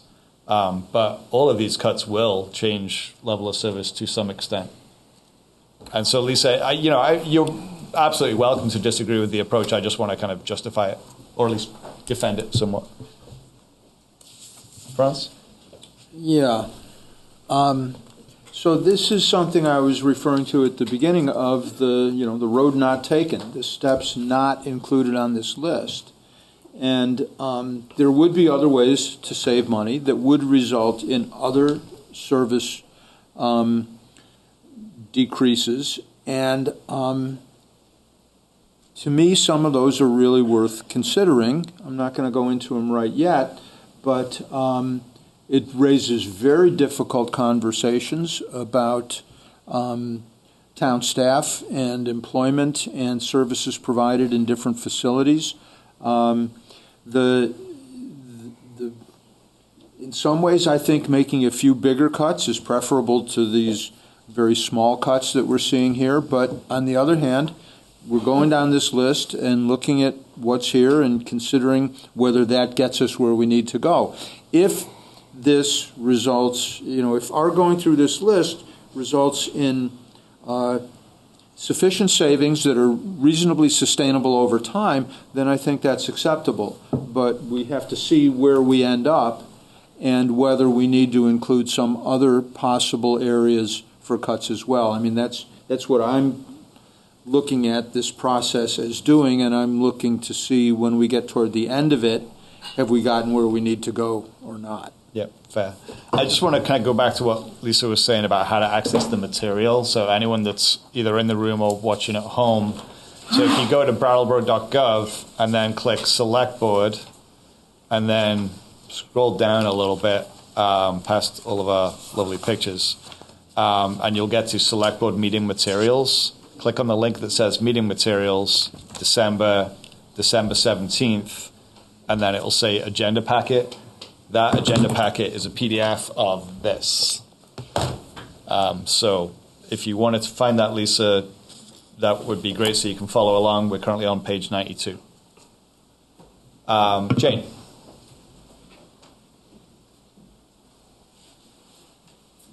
Hi, I'm Jane Wheeler, District 8, and just have a question on the Dufura Municipal Center repairs.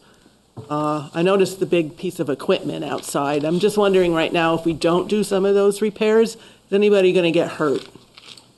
And is it worth it? Yeah. And also for do less building maintenance at the fire station for $1,000. Let's paint. Really, let's paint and do that, and not have it build up. Thanks. Thanks. John, you want to speak to the municipal center repairs? Yeah, I mean, all of these are about risk management. We may be fine. The department heads are coming forward and saying, we think we can take this risk and take this reduction, and we don't know for sure, but they know the condition of these buildings, and they're suggesting that these reductions are a risk worth taking in order to get the reductions that the select board is looking for in the base budget. Thanks. Okay. Any other questions, comments on this little segment? No? All right. So we will move on to number 24. Okay. 24, reduce employee recognition and appreciation organization-wide, saving $2,500. 25, this one's complicated. Remove the Kiwanis Shelter Roof Capital Project by minimizing the Estiville gazebo repairs. So remove it from the kind of capital list, but still do it.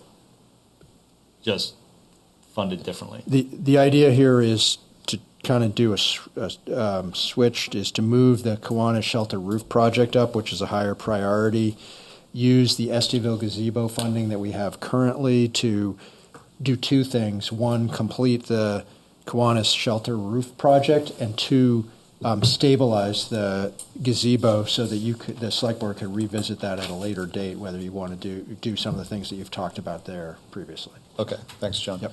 Eliminate bicycle capital spending, saving $20,000. Eliminate the traffic safety budget, saving $30,000. Eliminate the town arts fund, saving $20,000. Reduce funding for seasonal highway staff, saving $9,500. All right, a lot of eliminating in this one. Elizabeth? I'd just like to talk about 26 and 27. 27 is, nerd that I am, my absolute favorite, because as a matter of a member of the Traffic Safety Committee. It's a meeting of planning and public works and public safety and the public. And we study which intersections need improvement, and we plan and we consider.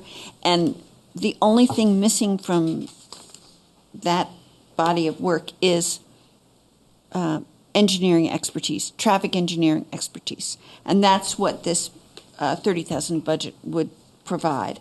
And so I would hate to see this go. I understand that everyone is pitching in. And again, I'm hoping that on a case-by-case basis, if there's a intersection that requires engineering, that we can come hat in hand to the select board to ask for that service at some point if it's realized. And I understand that what we just talked about with the other grant funding, that there's no specific project in mind, and therefore I'm willing to let it go. But it's too bad. And I will be asking for reconsideration when finances are improved. And I have heard from members of the public or members from the Traffic Safety Committee about what a shame that is. And also, number 26, the bicycle capital spending.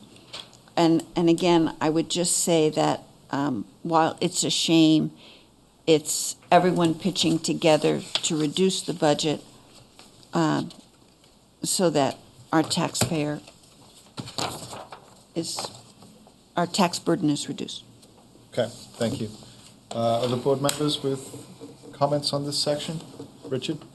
I'm not in favor of cutting number 24. It seems like a small amount of money, but we're already asking employees to tighten their belts, and then it's sort of like we have to thank them for tightening their belts and still show appreciation. I think it would be really a bad thing to eliminate that. So that's just my thought there. It's not a lot of money, but... And the bicycle, number 26, when I first got on the board, I really wanted to try to promote bicycle safety in town and to improve everything. And I still feel that way. And I know there's a whole group of people out there that are passionate about doing whatever we can to improve bicycle safety. But I think this is one of those items where we have to step back and look at the whole budget and say, if this is going to contribute to somebody not being able to pay their taxes at $20,000, and I know the bicycle people have been waiting a lot of years, and I hate to say, well, one more year won't hurt, because that doesn't help anything either, but that's what I do want to say. So, I don't want to eliminate it, I just want to defer it. But I think just as a big picture thing, I think we're obliged to make decisions like that this year. Okay. I feel your pain, Richard. All right. I see those hands, and I will come to them momentarily. The Walk Bike Action matching funds that were appropriated from the ARPA money, we had 290,000 available in FY25. The balance as of November 30th was 290,000 with $100,000 committed, and then there are leftover funds, uncommitted funds from those special projects, totaling 190,000. And I was just kind of flicking through here because I think one of the proposals is to use that uncommitted special project money, and then I couldn't find it. Which number is it? They are in the 5 to 10% reduction, number 43 and number 44. Okay. We've used that. Got it. Special projects funding. So that won't. So this balance here would be totally used up. Correct. Got it. Because I was kind of wondering about like the bicycle capital spending and whether some of those special project funds could have been used for that. because it was a significant chunk of that ARPA money that was put towards this bicycle spending. Significant. And so whilst we're taking 20 grand out of the general fund, 290,000 from special projects in the last budget cycle is noteworthy, I would say. Not only, but it's the same premise of having it available for matching funds. And so when we have a specific project that requires the matching funds, then we can look at it specifically and see if there's any money for it and whether it's worthy action. Yeah. Okay. I agree with Richard. I'll just keep going if you don't mind. I agree with Richard about the miserly nature of reducing employee recognition and appreciation organization-wide in a year where we're asking people to accept some lower COLAs and to not do some maintenance on the buildings where they work. I think the saving of $2,500 is not worth it for the loss of good feeling amongst our staff. And so I'm not in favor of keeping that in there. Do you Peter? want to have a note on that? Sorry? Go ahead, Peter. So I'm not in favor of cutting 26 or 27. To be honest with you, I know that I think one of the first things I did when I joined the board was we approved the walk bike action plan, and I know this thing has been kind of a slow turning ship, but heading in the right direction. I think if it were to go to sort of a town-wide vote situation, I don't think it would stand. But so I don't know if we are running that level of scrutiny through this, but I just think when we're talking about traffic safety, we're talking about members of the traffic when they're on a bike. So I feel pretty strongly that those two items need to sort of stand put. And I just wanted to ask one question about 29, reducing funding for seasonal highway staff of $9,500. I'm assuming that is, you just explained to me a little bit. I'm not quite, is this just additional like what help? they do. Yeah. Yeah, this is additional staffing that we hire on in the summer to really serve as labor, day labor, and that helps free up the more skilled staff to do more complicated work. So if we're removing this from, then our skilled labor is doing this work. Okay, so not a fan of that either. Okay. Feel like we're going to need to maybe go through each one of these and just check in. So, did you want to say something, Franz? You already had a hand up, and then I think you. Yeah, I wanted to chime in with Richard's point about the employee recognition stuff, and I agree with you guys on that. And we're getting to the difficult items here, and it's and relatively sizable items, especially as we're looking forward to some of the walk bike items that are coming up later, and if we're not going to include those in our cuts, then we're either not going to get to our goal of cutting a certain amount, or we're going to have to find other cuts elsewhere. So that's absolutely. It's that's I'm harping on this a little bit, but that's where my thinking is going. I totally agree, and I think what I'm trying to get us through is what do we feel about these 58 things here? Then we'll see where we're at. And then we'll probably need at a future meeting to take some further consideration of other ways to cut or not cut, and that'll be its own thing. But let's do this first of all. So let me just kind of go back through these. So the employee recognition and appreciation reduction, Richard didn't like the idea of that. I don't like the idea of it. I think Franz just said he didn't like the idea of it. Correct. Liz loves it. Well, no, I don't like it. No, I went to the Christmas breakfast the other day. It was lovely. But I think we should leave it up to HR to find ways that might be different than this, that we can show our appreciation to staff. And, let's see how this works this year and see if there's other ways that we can appreciate our staff. Okay. You're not interrogating the HR director then? I am not interrogating because I will just, in the course of the year, I'm sure that the HR department will find ways to recognize and appreciate the staff that is not considered, these two parties. Okay. Does that sway anybody here? It looks like no. Well, I was at the picnic and I was at the breakfast and they were lovely, but I think that, the HR department is full of ideas. The 50 cents I'm going to save on my tax bill, I don't know. If the HR department can come up with other ways to fund that, I would totally support that. I have some ideas that I'm not going to mention right now, but You have paint in your basement, or do you have cookies in your basement? It's not the paint. I'm just not going to say.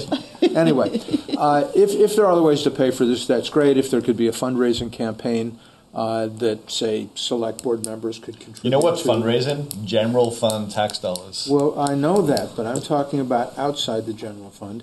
And I think we should do this. And if we can come up with some other monies to contribute to it, that's great, but we should do it. You had an idea that the select board should defer their salary. Maybe if you get re-elected, you'd like to defer $2,500 of your salary. I am absolutely willing to talk about that. Very good. I would feel good if other select board members joined in. Okay. I won't next year.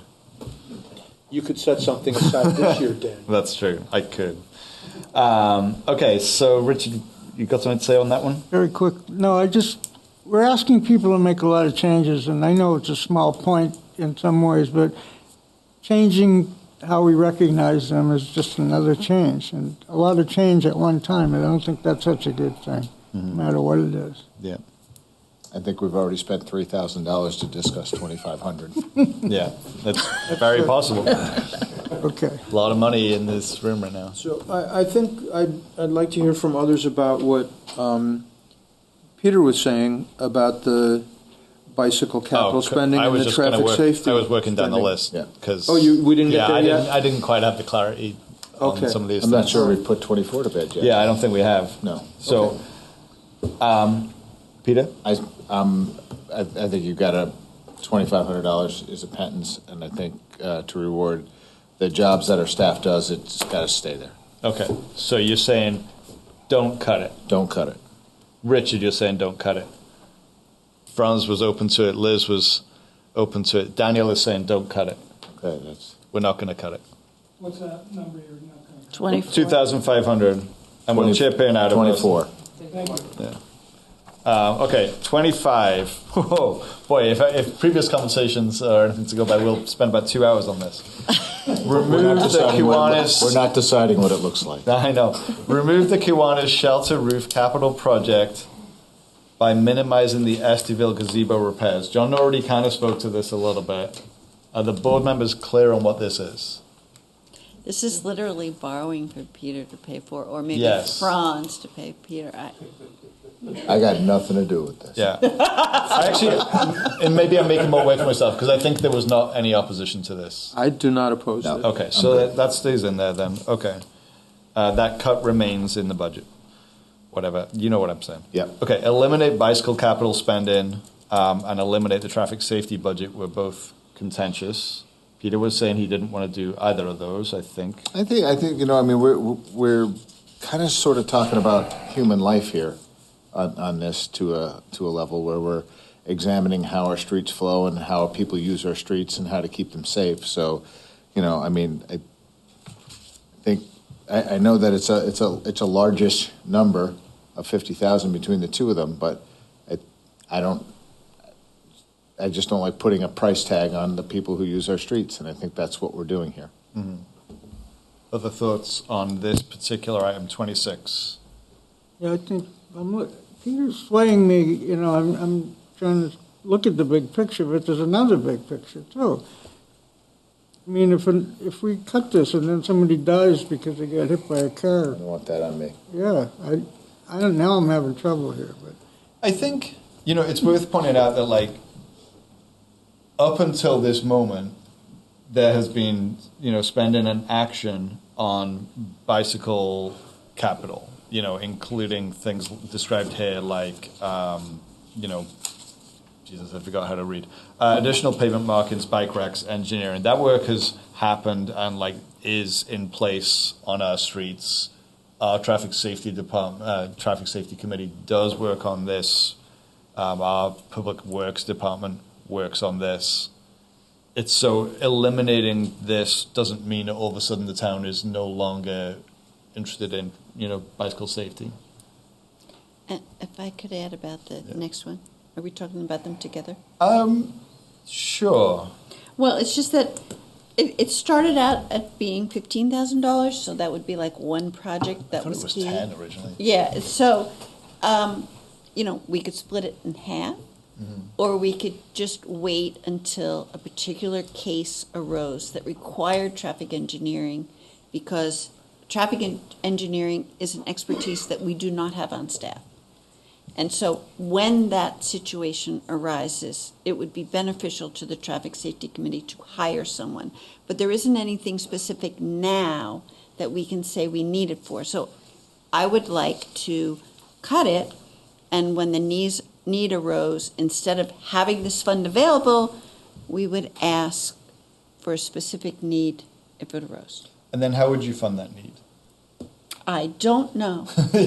And I think that sometimes funds might be available, or sometimes it would be identified as a priority for future discussion. But right now, it's vague. It's a blanket sum in case of need, and the need is not specific. How about we chopped 26 and 27 in half and just reduce them by 50%? That's a good idea. Compromise. You're a regular King Solomon. That's what they say. Peter, you can live with that? Do they actually say that? I don't think so. No. Would that?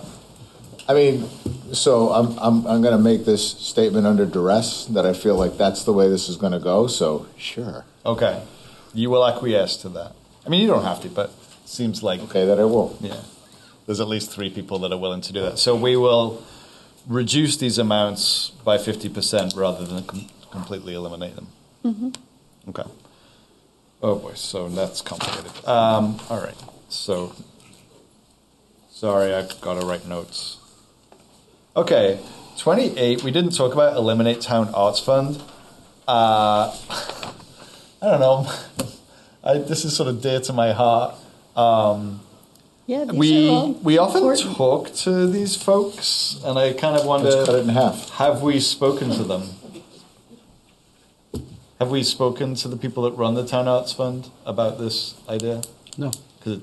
No, we have not. No. Can we name some things that have been funded in this way? Yeah, you can go on their mural? website. No, I know I know we could find them out, but I'm asking, do we actually know? Yeah, what so has the been last funded? couple of years, the fund was there to basically have grant funds for community-based artists in Brattleboro that have there's a competitive process to apply, and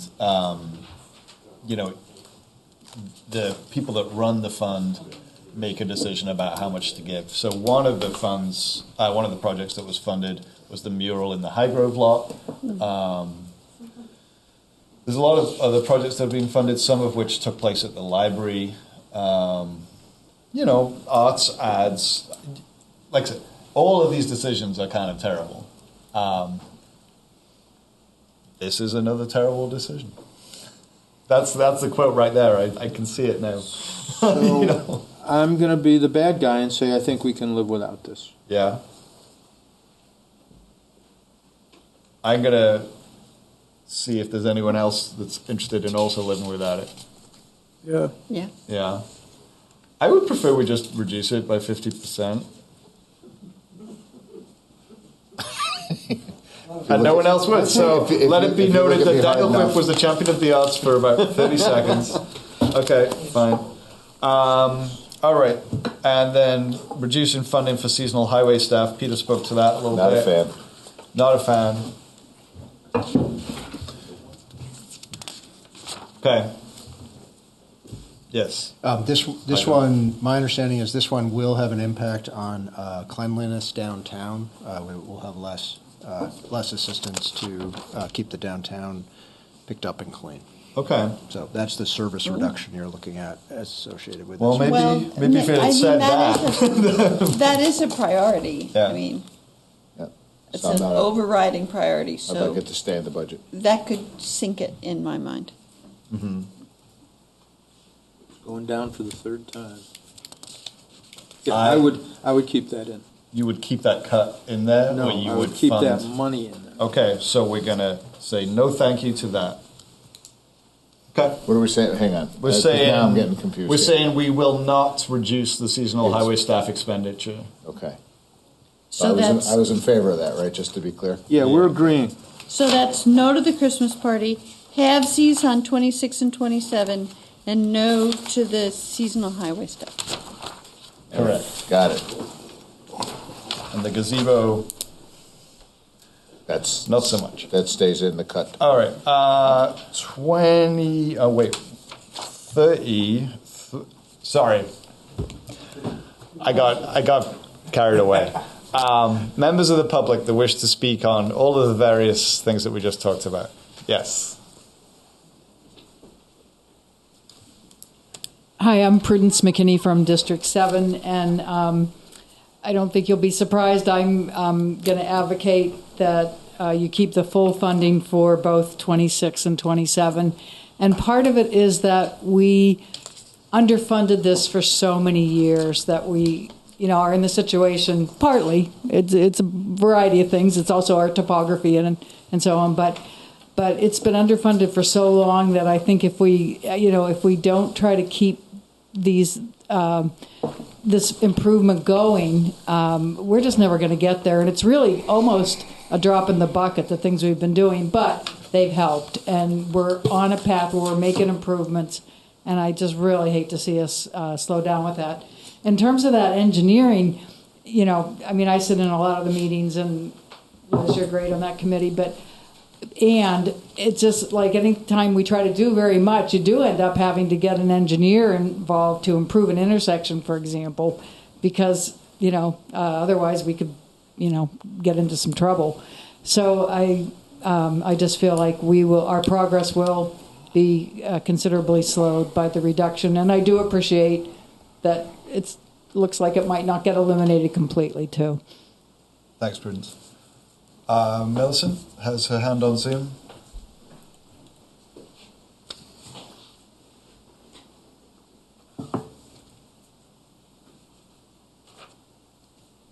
Hello? Hi, this is actually Tony. I'm using Millicent's computer. I wrote you guys a letter about this. Tony. I'm sorry, it's Tony Duncan, District 9. I'm the head of the Energy Committee, and I run the e-bike library out of the library. And I actually like the suggestion about cutting it in half.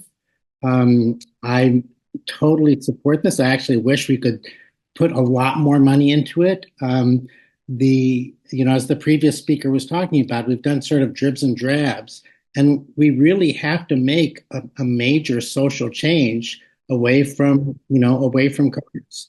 I'm 65. I bike all winter. A lot of people who can use alternative forms of transportation don't. I think there's a strong social, bias towards using cars. As I said in my letter to you guys, the key factor keeping people from biking is safety. There's a number of places, I think of Western Avenue and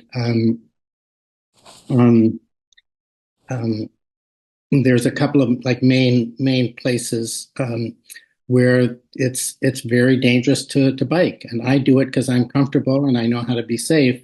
I think the idea of cutting this in half for this year, but considering that this is a major, huge issue that the town really needs to commit to in the future, and putting a lot more resources toward.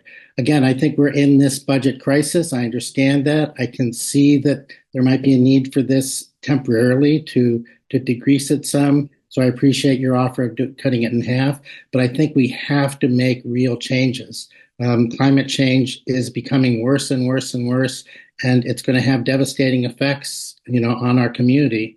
And, over the next 5 years, I think we have to have major, major changes, cutting down fossil fuels and just socially, becoming a less car-friendly community. Other members of the public? Norm, right? Yes. Hi, it's Norm Skorstad from District 8, and I'm also part of BCAT, Brattleboro Committee for Active Transportation. So Daniel, I had a question regarding the ARPA funds. So the funds that you mentioned, ARPA funds, are they dedicated towards the bike pedestrian safety? Is that? They were designated as walk bike action match funds. Mm-hmm. Okay, so we had a walk bike action plan. Yeah. This would be matching funds to fund things out of that, I guess. Yeah, that's right. So in other words, the town would have to come up with the funds to match that in order to get them. Is that right? So these are those funds. So if there was a grant for $100,000 and we had $100,000 available to match it, then that would then become $200,000. Yeah. So we can only access that if we had that matching amount. Then. Yeah, and I wouldn't want to speak to the specifics because I'm sure every grant is a little different. But that's 44 to 45. Yep. Yeah. Yeah. Okay. So someone's already been committed. I appreciate your hard work on this. These are really difficult decisions to make, and I bicycle all year round, and because I do that, I'm more comfortable than a lot of people are. I think, and there are areas that are just considerably less safe.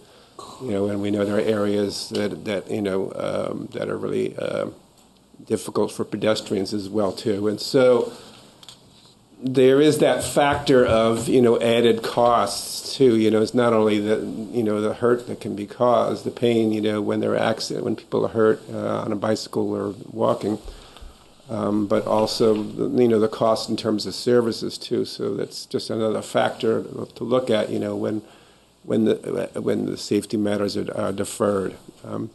And just to kind of echo what the other gentleman said, that piece, I've spoken to a lot of people who said to me, "It's great that you bike. I don't feel comfortable biking in this town." I get that. So, Thanks, Norm. Thanks. Yeah. Kathleen. Oh, I'm sorry, sir. Thanks. Just wait to be unmuted, please, Kathleen. Sorry, I thought I had unmuted. I'm Kathleen White from District 9, and I'm also on the Brattleboro Coalition for Active Transportation, and I just mainly want to reinforce what Prudence and Norm and Tony said, just how important it is to keep forward motion on improving the bicycle and pedestrian facilities in our town. And just what people said about, people aren't comfortable biking because they don't feel safe. We want people to be able to bike and feel safe. And I do appreciate that you thought of cutting it in half rather than eliminating these funds altogether. But if there was a way to keep them, that would be great too. And the other, okay. But if you're not finished, please. Well, I just had a question. I was under the impression that there were a couple intersections that were being planned to be worked on or studied. One being the William Street, Western Avenue by the Vermont Deli, and the other being Western and Guilford Street. And so I was just surprised to hear that there is no specific plan. And I'm just trying to clarify, was I mistaken on that? But go ahead. Go ahead, Daniel, with what you wanted to say. Answer your question. First of all. That report is due this month, and Sue could clarify that for us if she. Okay. Sue, you are interrogated if you choose to be. There's no choice. Yeah, those two intersections are being studied. The report's going to take a little bit longer because they're also doing the Canal Street study. So, yeah, that is forthcoming though. And so there's no the engineering costs for that have already been spent. Yeah, that's out of the Special Projects Fund. Yeah, okay. And it's already being committed. And it's already committed. Okay. Yes. All right. Thanks, Sue. I wanted to just speak to what Kathleen's saying about, I don't know, like right now we're making a lot of kind of like decisions by consensus on this very extensive list here. There will be, further deliberation. I'm sure other people will have other things to say that will impact this board. And then this budget will go to town meeting. And, town meeting will also have the ability to say yes or no, or change the dollar amount. And oftentimes when the town meeting changes the dollar amount, they also provide direction about how they want those dollars to be used.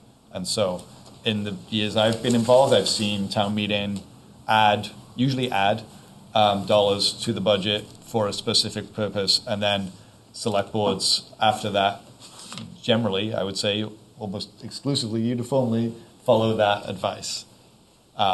So, it seems like there's a lot of advocacy around these bicycle funds, and maybe town meeting will be a place where that will find a home. All right, moving on. Mr. DeGrey. My goal is to get to 36 and then take a brief break. So we spent a lot of time on number 24. 36 is and as we move ahead, I guess the best way to categorize some of these is like putting a Band-Aid on a sunken chest wound. Really, I agree with something Franz said about an hour earlier, that we're making these, if we make these reductions, there are other things that we could be reducing that we wouldn't be spending all this time or looking at. I said before the budget process, discretionary spending is really not anywhere where you want to look and cut in this budget. I do support what you did with 26 and 27. The way Liz talks, that all of this money is for engineering, and when you read the narrative on 27, it really talks about other things, installing devices, which I'm a big supporter of.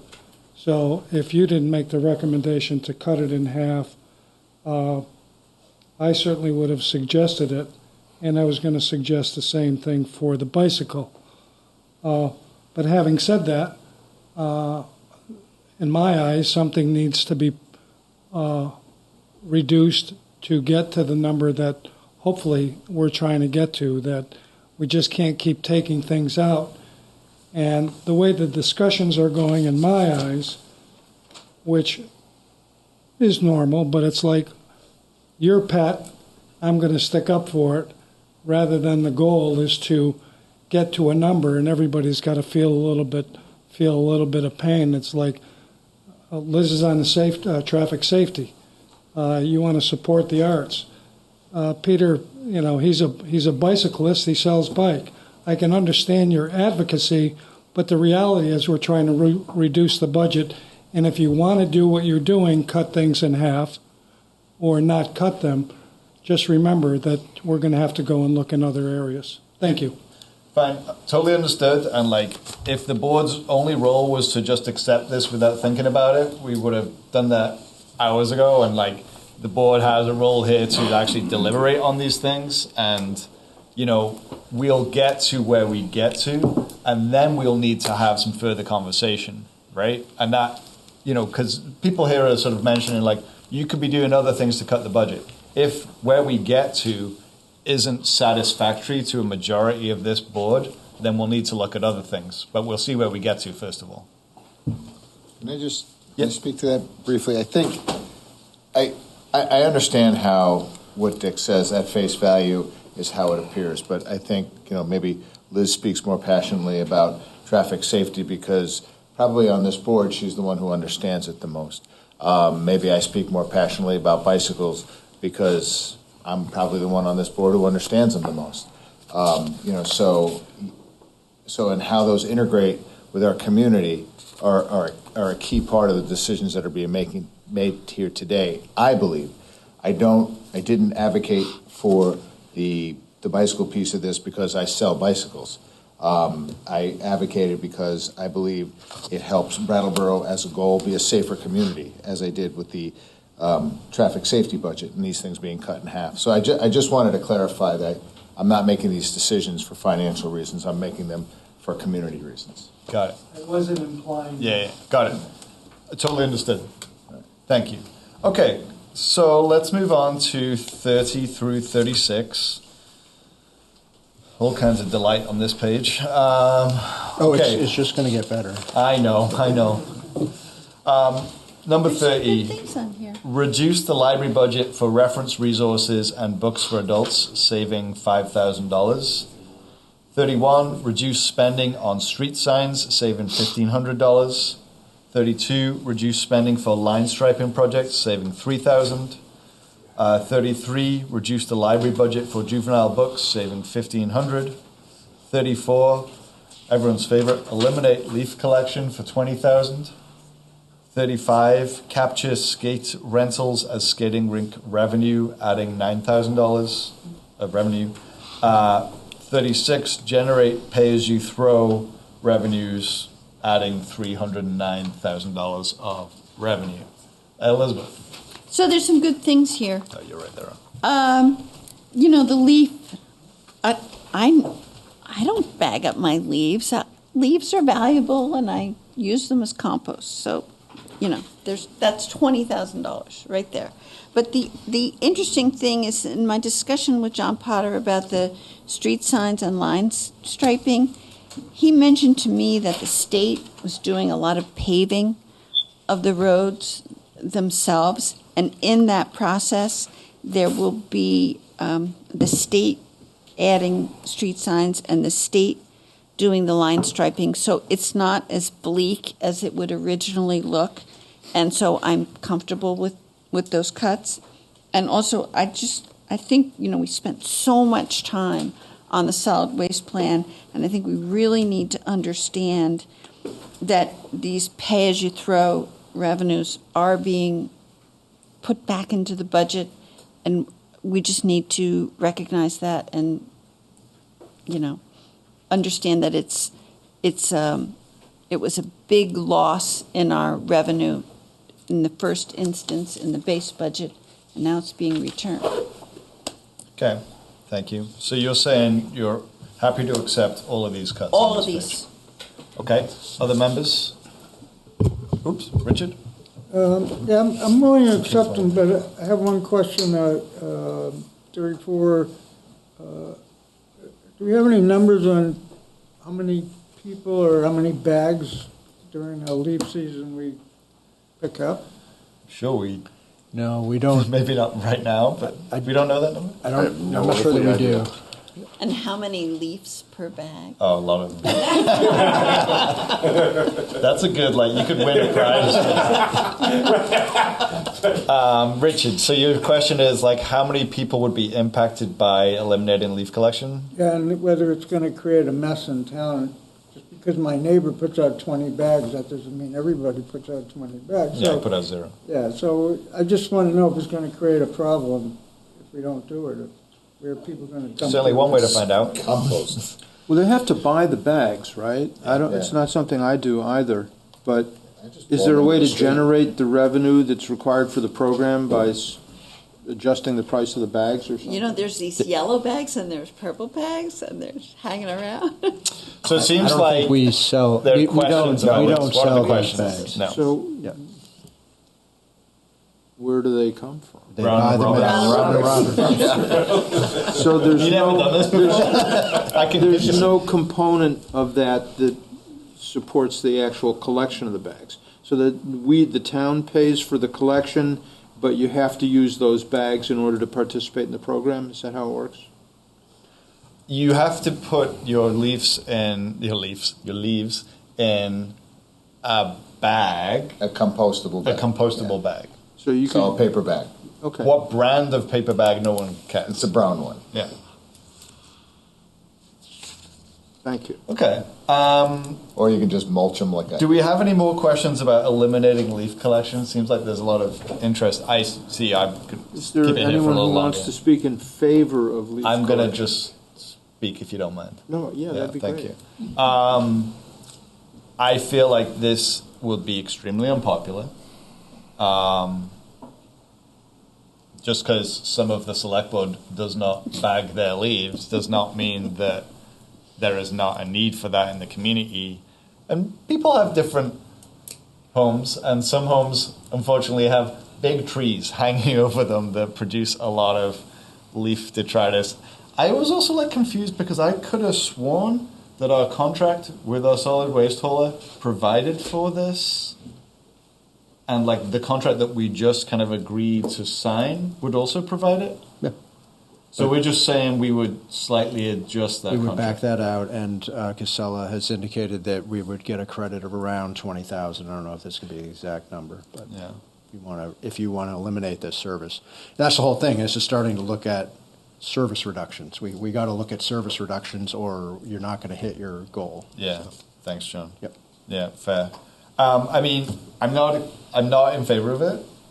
Maybe we could hear a little bit more from folks in the coming weeks who would be incensed, or maybe the rest of the board is fine with it. Are you inciting the public, Yes. Daniel? Yeah. I don't think they need any help from me. Is that the same as rousing the rabble? Yeah. Are we saying we're good with eliminating leaf collection? Yep. Kind of looks like we are. I'm not, but that seems like that's not the prevailing way. Break? No. I think we need to keep going a little bit longer. So does anyone else have comments on this section? Franz? Yeah, I think the pay-as-you-throw is really important. We should definitely get that revenue and put it in the budget. I agree, and I think that the devil will be in the details. So we'll see what happens. But for now, let's at least explore it a little bit more.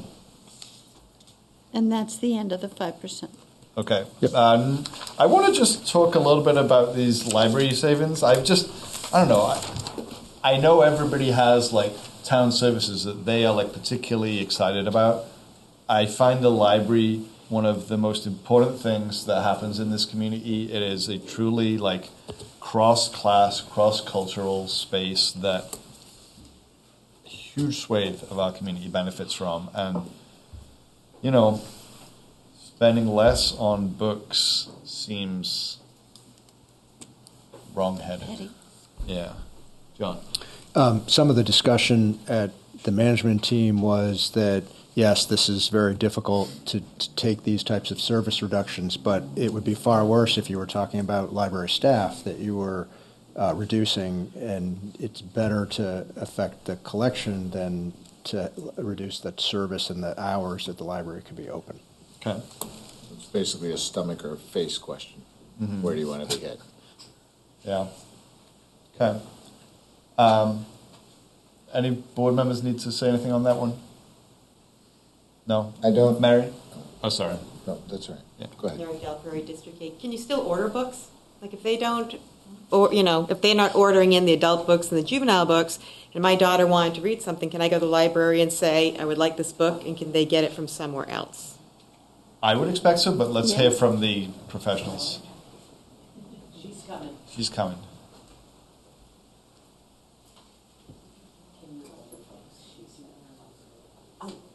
Yes.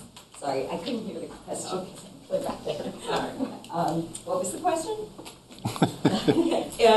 We're talking about the reduction in books that you'd be ordering. If I wanted a book or my daughter wanted a book, could we go and request it? Could you get it from another library? Absolutely.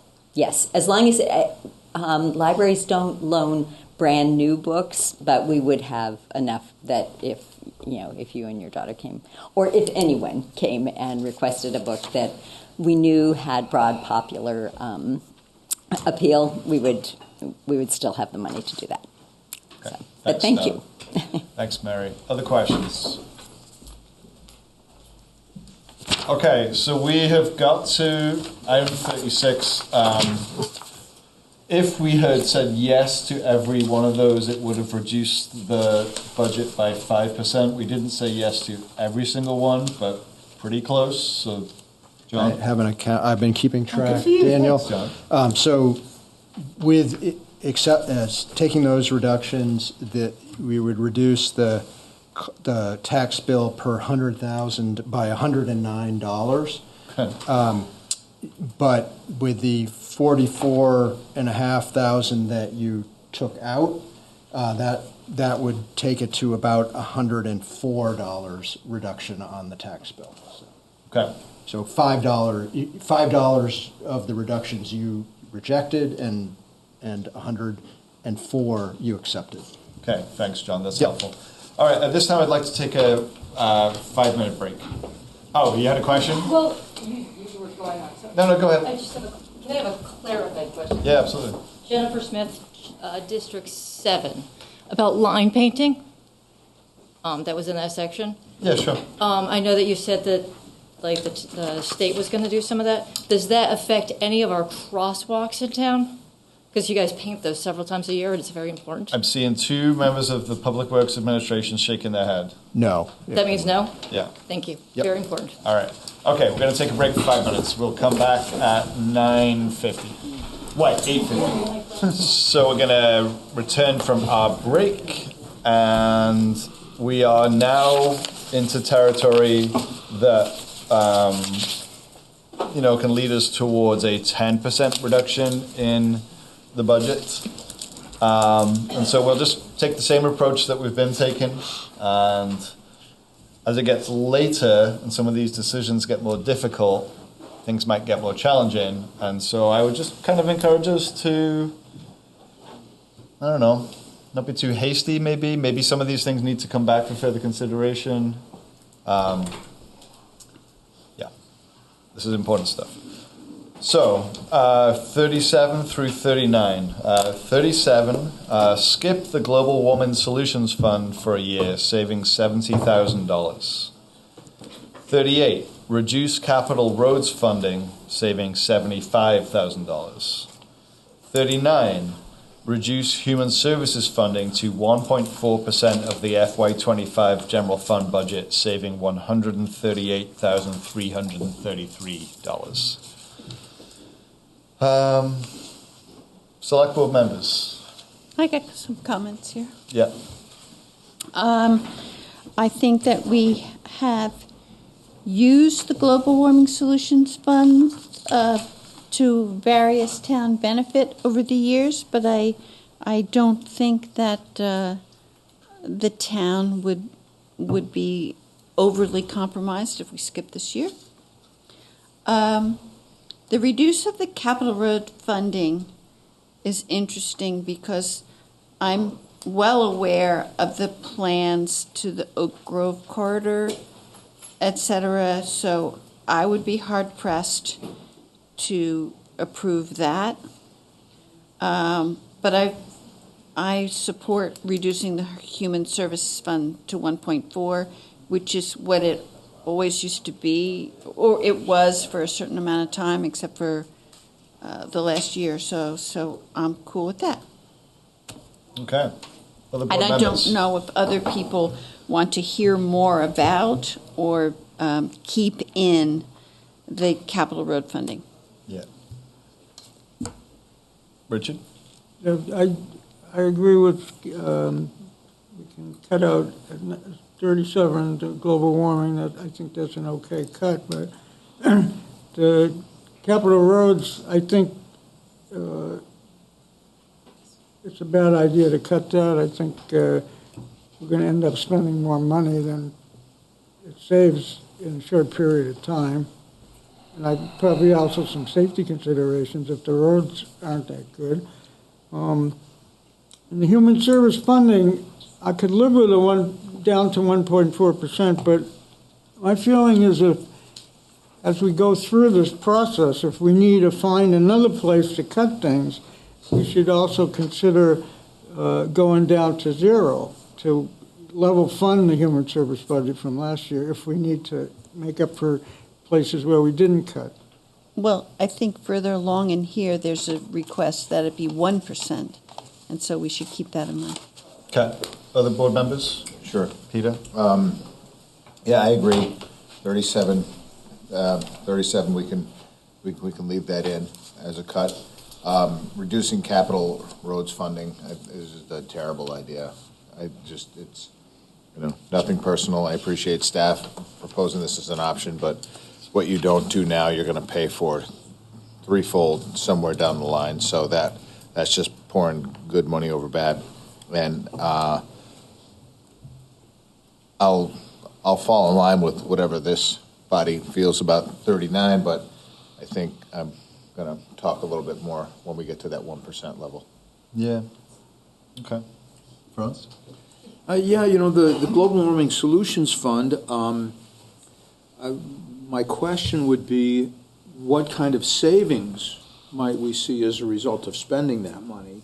Especially producing energy, solar panels, things like that, or reducing energy consumption. So there's an offset there that I'd be interested in knowing more about. If that's going to generate enough to cover it, well, then I'd say let's go ahead and do it.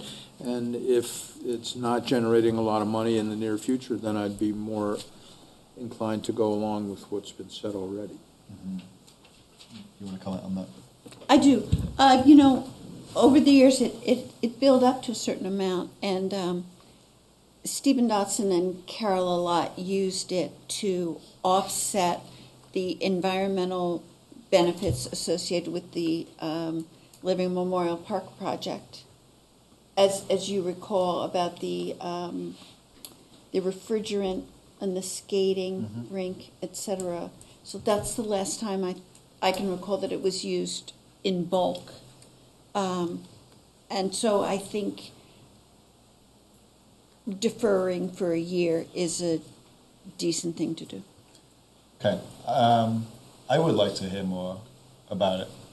Who is best placed to speak on... And future projects. I mean, that's what's listed here is future projects. Well, I would be interested in projects that will fall within FY26. Right, but just what the impact will be. Yeah. I mean, I'm sure Sue could talk to this a little bit, but I'm sure we don't have a business plan developed for this spending. To do that would be a significant undertaking to develop that sort of information. So I think it's it's kind of like going to be a feel thing on this if you want to make this call or not, I think so. Okay. Sue, is there any more information you want to give us? Yes, so some of the recent uses of it were, I think there was some of the funds were used to purchase an EV vehicle, the difference between a gas-powered and an electric vehicle for the police department. Some of the upcoming projects include looking at solar installation on their library roof. That actually, the roof was just reviewed last week with some funds from the Global Warming Solutions Fund, and possibly some ground-mounted arrays at the wastewater treatment plant and some other facility improvements there for energy efficiency, and electric vehicle chargers as well on municipal facilities. So don't have exact timelines. Some of them are lining up other pieces of the funding and possible tax credits. But those are kind of in the queue of projects to be done. And the Global Warming Solution Fund is a piece of that funding stream, not the only source. Typically, so it pays the difference. I'm not sure about the library solar project. I think there's not enough funding in the grant that they have to cover it.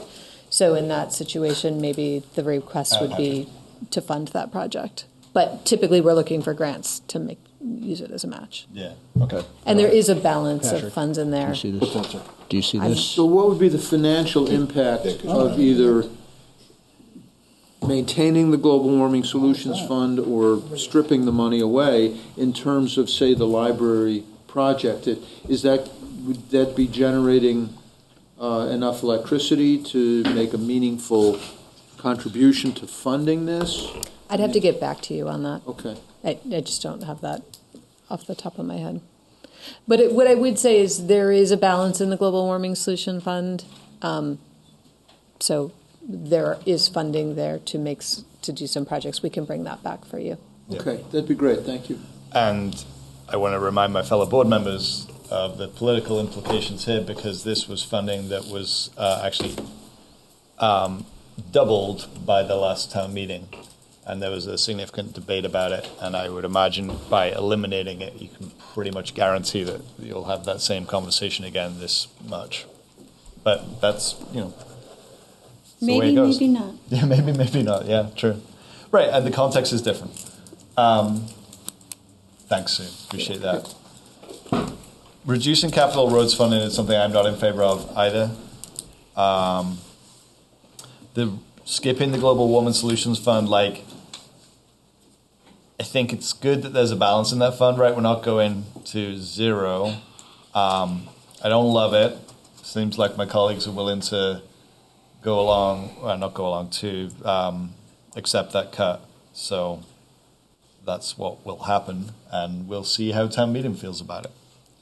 The human services funding reduction is another thing that we will have a massive fight about at town meeting. And I think it's important context that this year we have significantly larger requests for that funding than ever before. I believe the number they've been talking about is about 700,000. I have also gone on record saying that I think that maybe the way that the funds get allocated could be, rethought. So in this memo, it kind of speaks to okay, well, if the committee had $138,000 less to work with, which I think would bring it down to 320 or something like that, pretty much in that ballpark, around about $300,000. They would then need to prioritize those funds, and that is very difficult work that we're asking that volunteer committee to do. So expect a big fight at town meeting about that one. Or an even bigger fight if we do go ahead and reduce it to 1%. Yes, and I'm aware that the requests are great, but I also know that the 1.4 is consistent where it has been, except for the last year. Right, and RTM took a vote saying 2%. Majority of RTM members took that vote. And so we're choosing to ignore that. John? So after further conversation with the town attorney, he recommends that you would put a article on the warning to amend that 2% down to whatever the select board might suggest or recommend, and that would be the way to do it. If that would be in do advance of what the article where they approve the spending, right. Obviously. Correct. Yeah. So, and then that could be applied pro rata to the list that the committee approved. If that's one potential way to do. Yeah, interesting. Okay. Other board members with thoughts on these items? Looks to me like we are not going to reduce capital roads funding, but those other two cuts will remain on the list. Members of the public, Mr. DeGray. And Mr. Gray, if you would mind not trying to sync your iPhone to the computer screen, Patrick would appreciate it. Did I try to do that? Yeah, I'm sure it was by mistake. It was. Yeah. That's why I don't like we don't want to see any pictures up there. Oh, my Wi-Fi, I think it was my hearing aids that I was trying to, that's what it was. A question, I thought number 39 was a separate article question to its own. Yeah, it right? has been. It has been, and it would continue to be. Yes. Well, not necessarily, but yes. When, going back to something you said a little bit earlier, about RTM does not have line item authority to cut and or to add money, and it's up to the ensuing board to say, well, they put money in and you don't have to put it where they want it. And I have examples of that when I was on the school board a million years ago. But I'm not even sure this should be here because you're taking a reduction that you don't have any control over. You're taking a reduction here of $138,000, and RTM will set that. Now, I mean, you can put. I think last year there was a discussion about putting a number in there and letting the board recommend. But how do you put something in here for a reduction in a general fund budget when you don't have any control over the amount? It may get to 1.4, but it may also go up to 3.4 or 4%. So how I read this was we've given the Human Services Review Committee a figure that lines up with 2% of the previous general fund budget. Right. And they are currently working on their requests using that figure as the ceiling for what they can spend. And so we're saying in this, actually, no, you can't spend up to that. You can only spend up to this. That's how I understood it. Yeah. They're spending the money that was appropriated in this year's budget. John, do you want to No. clarify? Yes. So the spending in this year's budget, FY25, was from the previous approval. So that money just got implemented in July. That was for the article that was approved at the March town meeting of all those human services projects. Then the other article at town meeting was to direct the select board to put 2% of the FY25 budget into this FY26 line, so that you would then be spending $441,000 or something on human services in the FY26 budget, the one we're working on right now. Is that helpful? Yeah, So that's how I understand There'll be two article questions? There Yes. could be. One could be, as I was mentioning before, like an amendment to that 2% guidance that town meeting gave last year if you wanted to reduce it. And then it could be a secondary question of what to do for FY27. But the money, now, Go ahead. so the money I'm a little bit confused. Yeah, that's okay. Because the money that was raised, that was approved in March, okay, is for this year's distribution. Correct. Correct? And that's already been. And that's done. It's been done. That's done. Yep. And so when we go in March again, this is what we're talking about, Yes. right? I mean, Yes. I, that's what I'm talking about. If you can add clarity. And so when I see you here when you're trying to reduce that to take $138,000 reduction, how do you do that? How do you do that when you don't have any control over that line? And because it's an article question. And so, Yeah. That's what I'm saying is RTM directed the board to put this $440,000 into this budget. right, They could do an article at town meeting to reduce that guide, to ask that question, will you reduce it to 1.4% or 1% or whatever the board wanted to put in there? If they approved it, then that would lower the tax rate in this budget that we're building right now. and the flip side is if they don't, then all of this hard work is for naught. We'll see. Yeah. Frank? Because our tax rate is, so people understand, is an accumulative total of all the financial implications at town meeting. It's not just the general fund budget. Absolutely. Yeah. Franz?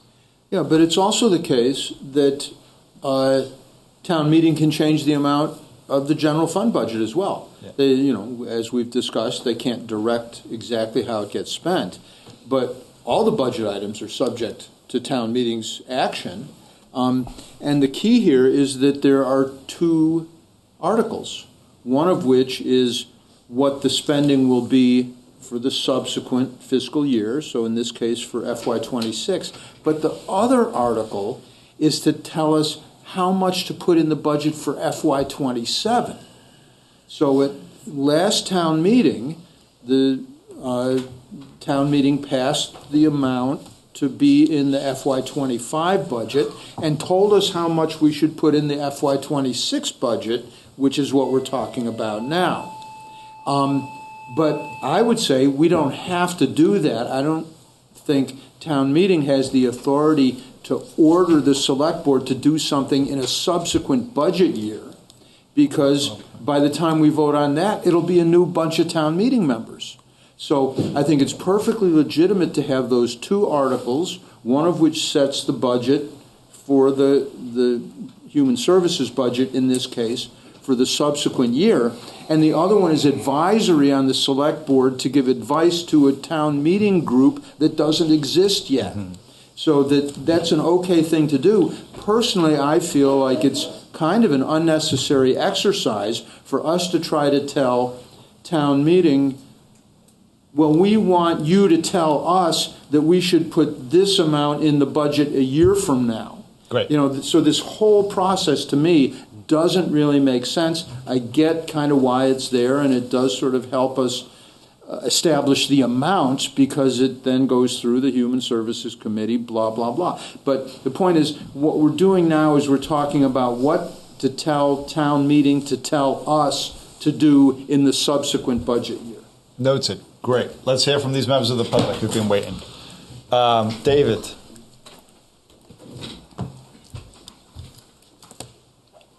Thank you, David. Just want to make a point in this connection.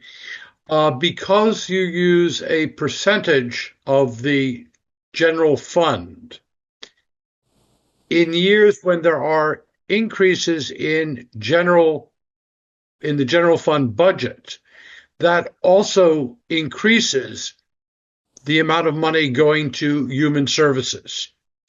So as long as you're working on a percentage basis, there's already some inflation in what gets allocated for human services. I'm not speaking in favor or against any particular amount, but I think it's something that needs to be pointed out. Thank you. Oscar?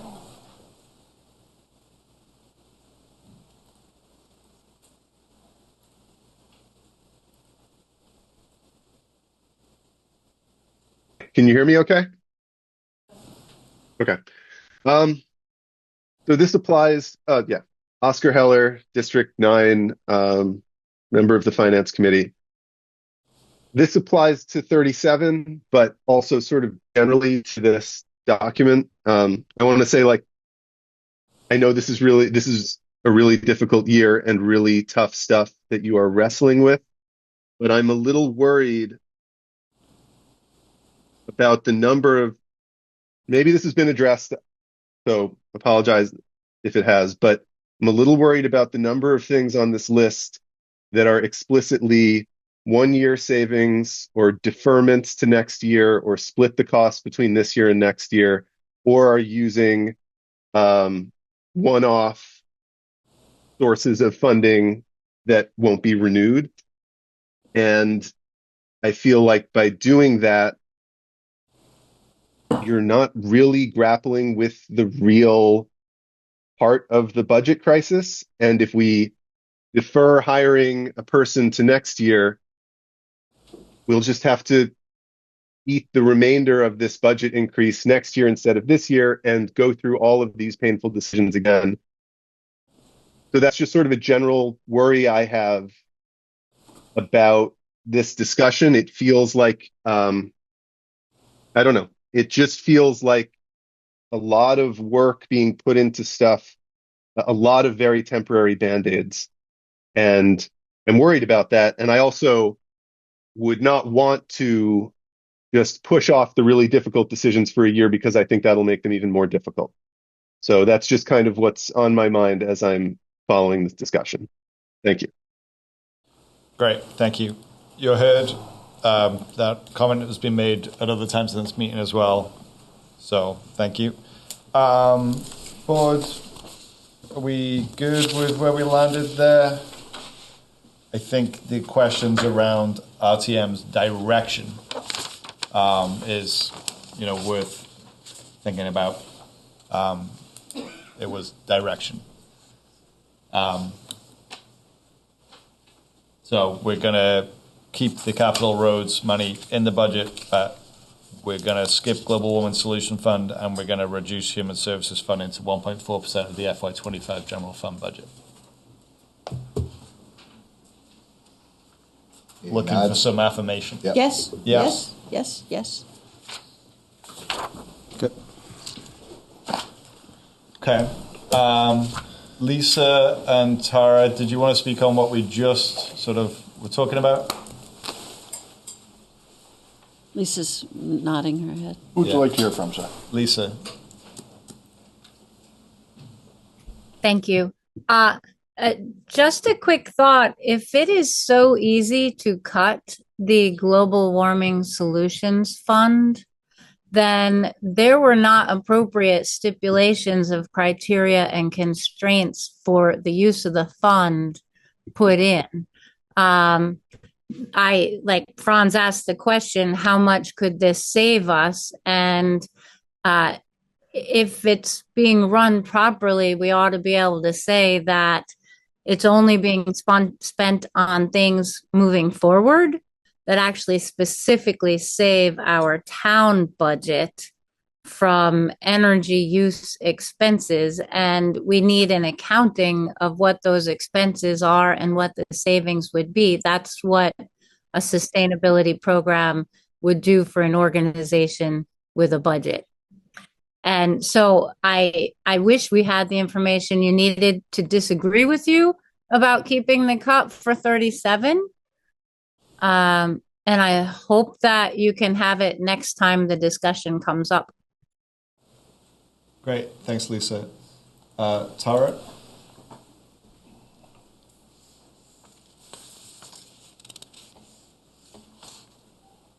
Hi. Thank you so much. I'm witnessing you. This is really hard work you're doing. It's very similar to what the Human Services Committee had to do in looking at 53 applications. I serve on the Human Services Committee.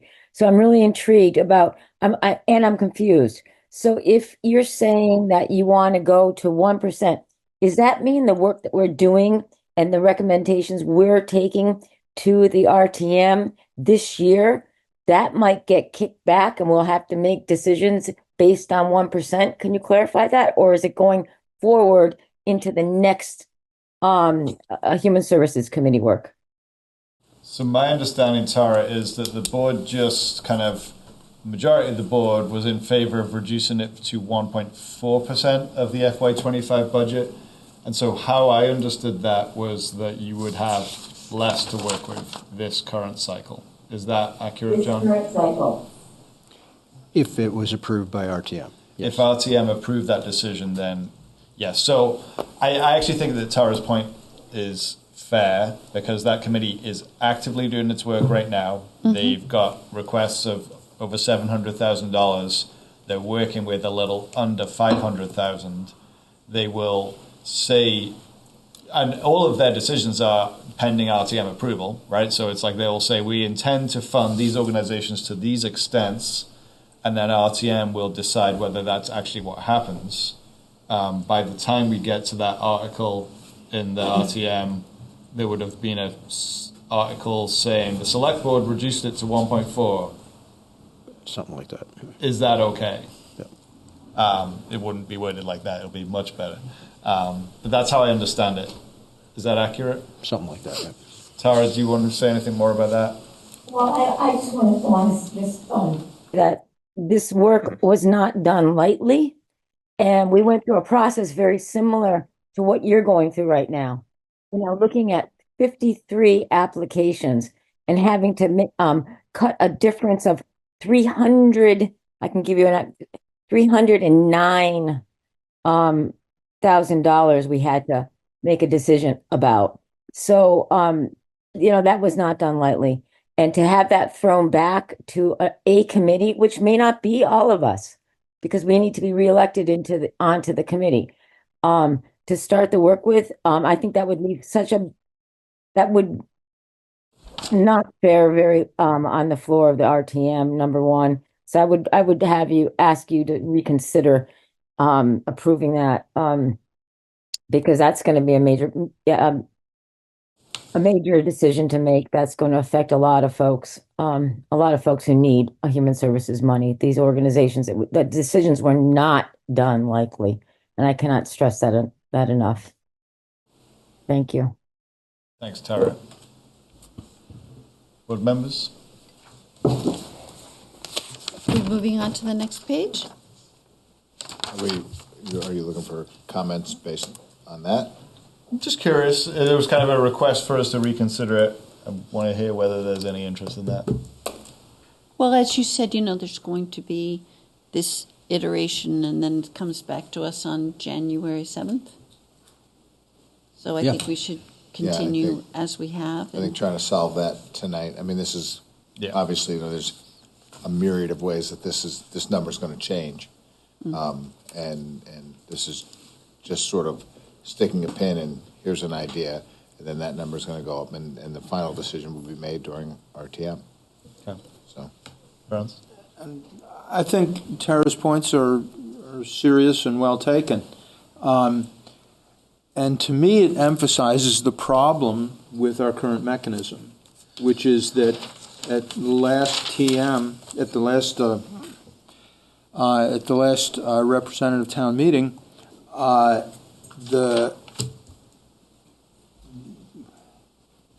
we were told to put this amount of money in for a subsequent year, and so now we're changing our minds about that. But to me, the problem is that, this should have been part of this budget year. Now that creates problems with the Human Services Committee allocating the funds because they don't know how much to allocate.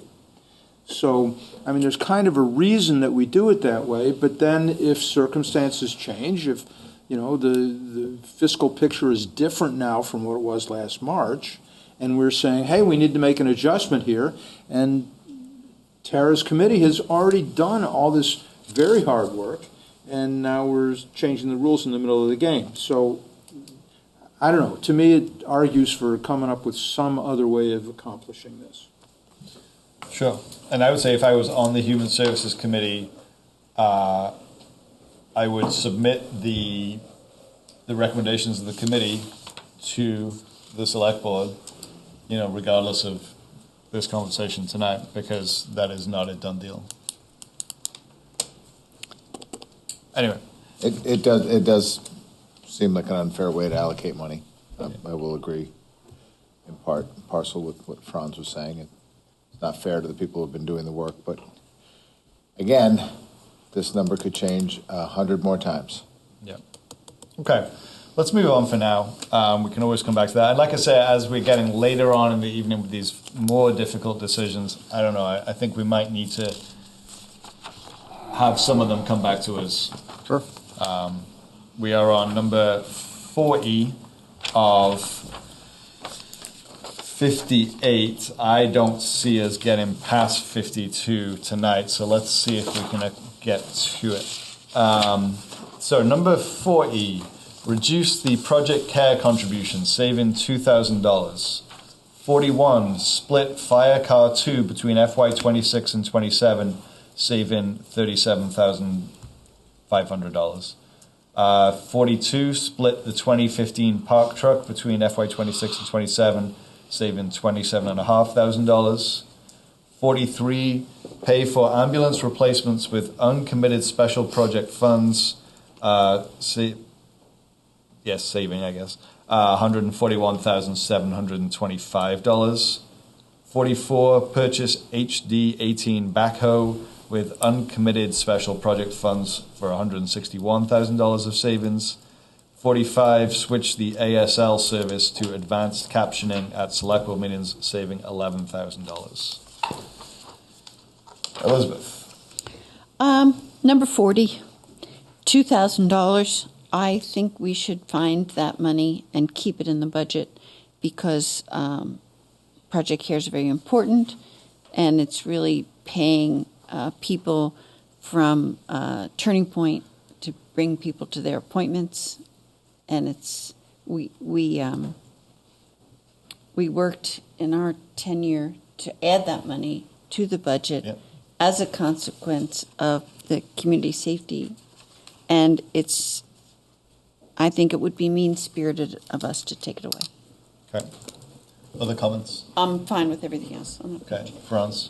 Mean-spirited and short-sighted, I think. When someone finally reaches the decision that they are ready for taking new measures to deal with situations that they find themselves in, substance abuse disorder in particular, that's a strike while the iron is hot moment. That is not a time to go scrounging around in the sofa cushions for money.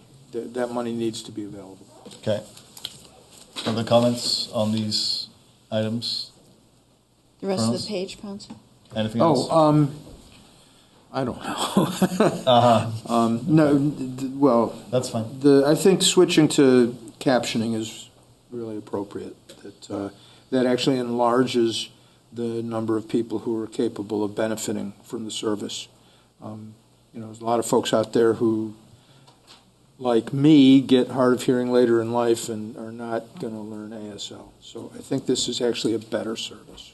Okay. No offense sorry, gang. to our people. Richard? I agree about 40. I don't think we should cut that. Okay. 42, from what I understand, if we don't appropriate that money, Which number, Richard? 42. Which number? 42.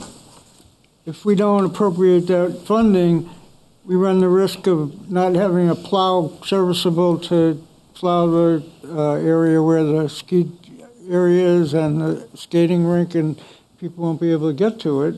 From what I understand, that the DPW doesn't plow that part. So if we don't give them the money, they're going to probably have to put some money into it to repair it, which could we'll end up spending more than what we need to spend if we don't do it. So what I'm saying is, I don't think we should cut it. Okay. Anything else? No, the rest of it I'm okay with. Okay. Peter? No, I'm good. Okay. Good with it all. Franz? I'd like a little clarification on the point that Richard just brought up. We're splitting these two cars into two pieces for 2 different years. Does that mean, in a sense, that we're expecting one of them is going to need replacement this year and then the other one next year, but we don't know which is which yet? No, I don't think so. So how's it actually going to work? It's going to take us a few years to fund the projects instead of one. We will request the second half of this funding for FY27. So July 1st of 2026, we would have the funding to replace these 2 vehicles if the board and town meeting approved both budgets, 26 and 27. Yeah. So in other words, you're going without vehicles for the upcoming year? We would keep the current vehicles. Well, and hope that I'm they, sorry. Yeah, That's right. Keeping the current vehicles and not purchasing the new ones needed for a whole year. So the money would really just be sitting there, budgeted but unavailable. Oh, it'll be in the capital fund, and it'll be allocated to this piece of equipment to replace Right, but we wouldn't be able to spend it until it's the fully following funded. year. Right. So I'm just wondering about the mechanism. It would make more sense to me if we said, well, these 2 vehicles are, getting to the end of their useful life.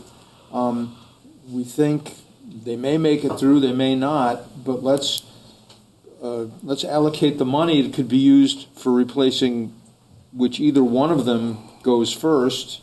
But then we'd be able to spend the money if we needed to, as opposed to having the money just sitting there and unavailable until the subsequent year. Okay, I think I hear what you're saying. You want to merge them saying, and split it. Fund the most expensive one fully in this capital and identify it as either this or this. Yeah, something like that. I mean, I don't know. This is just top of the head stuff. Yeah. That makes sense. It's an interesting proposal. Could we consider it a little bit more at the subsequent meeting? Yeah, I just, Well, I think John understands the point. So, but, okay.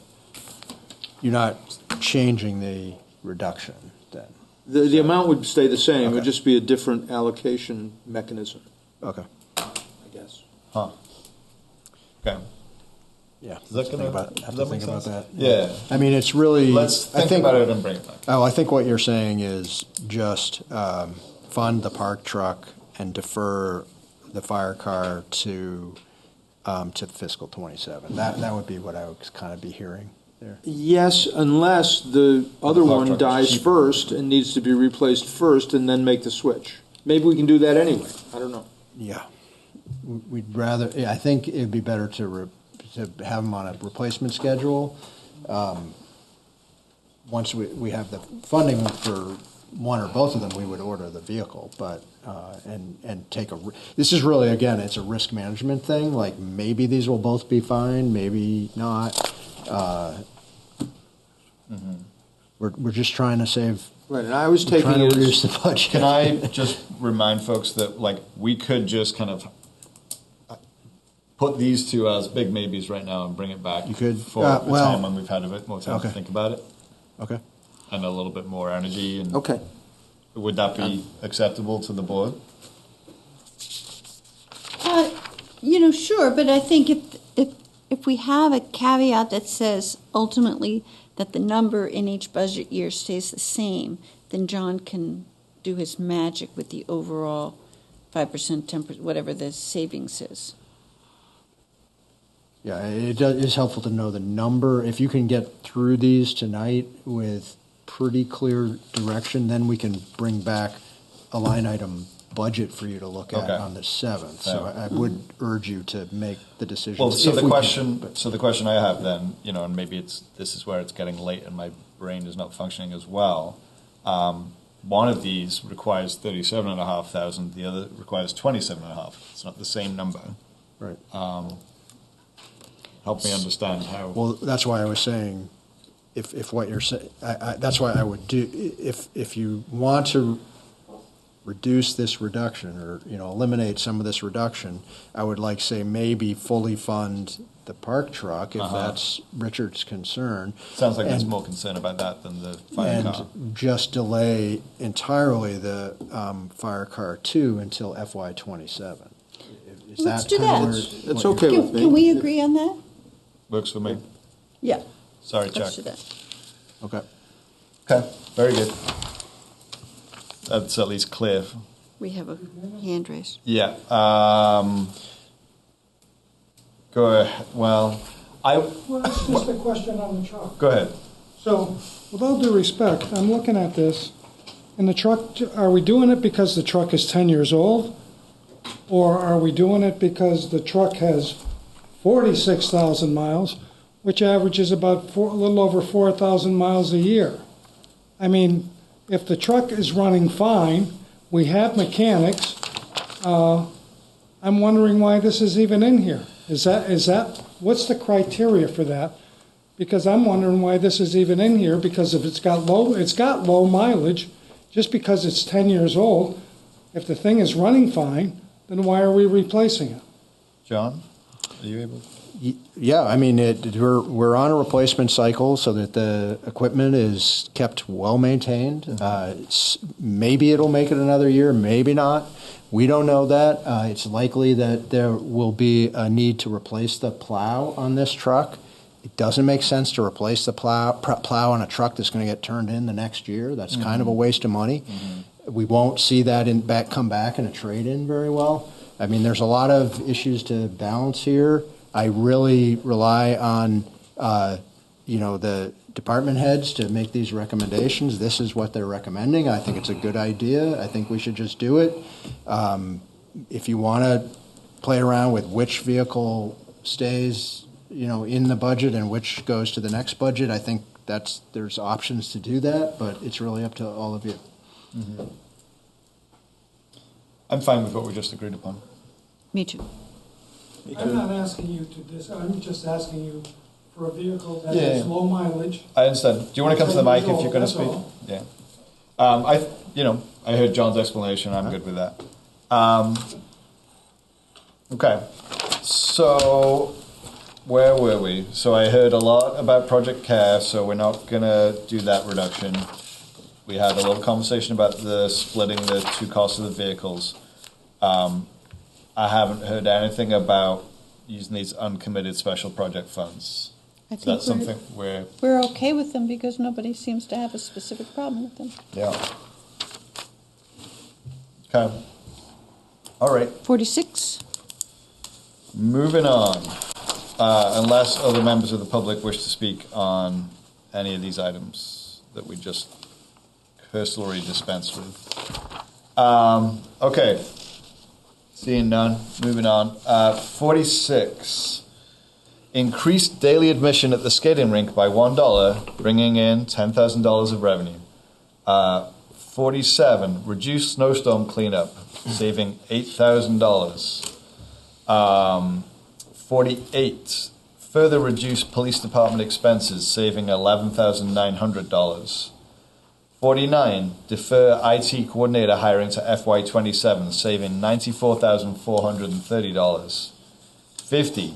Defer intersection capital funding to FY27, saving $100,000.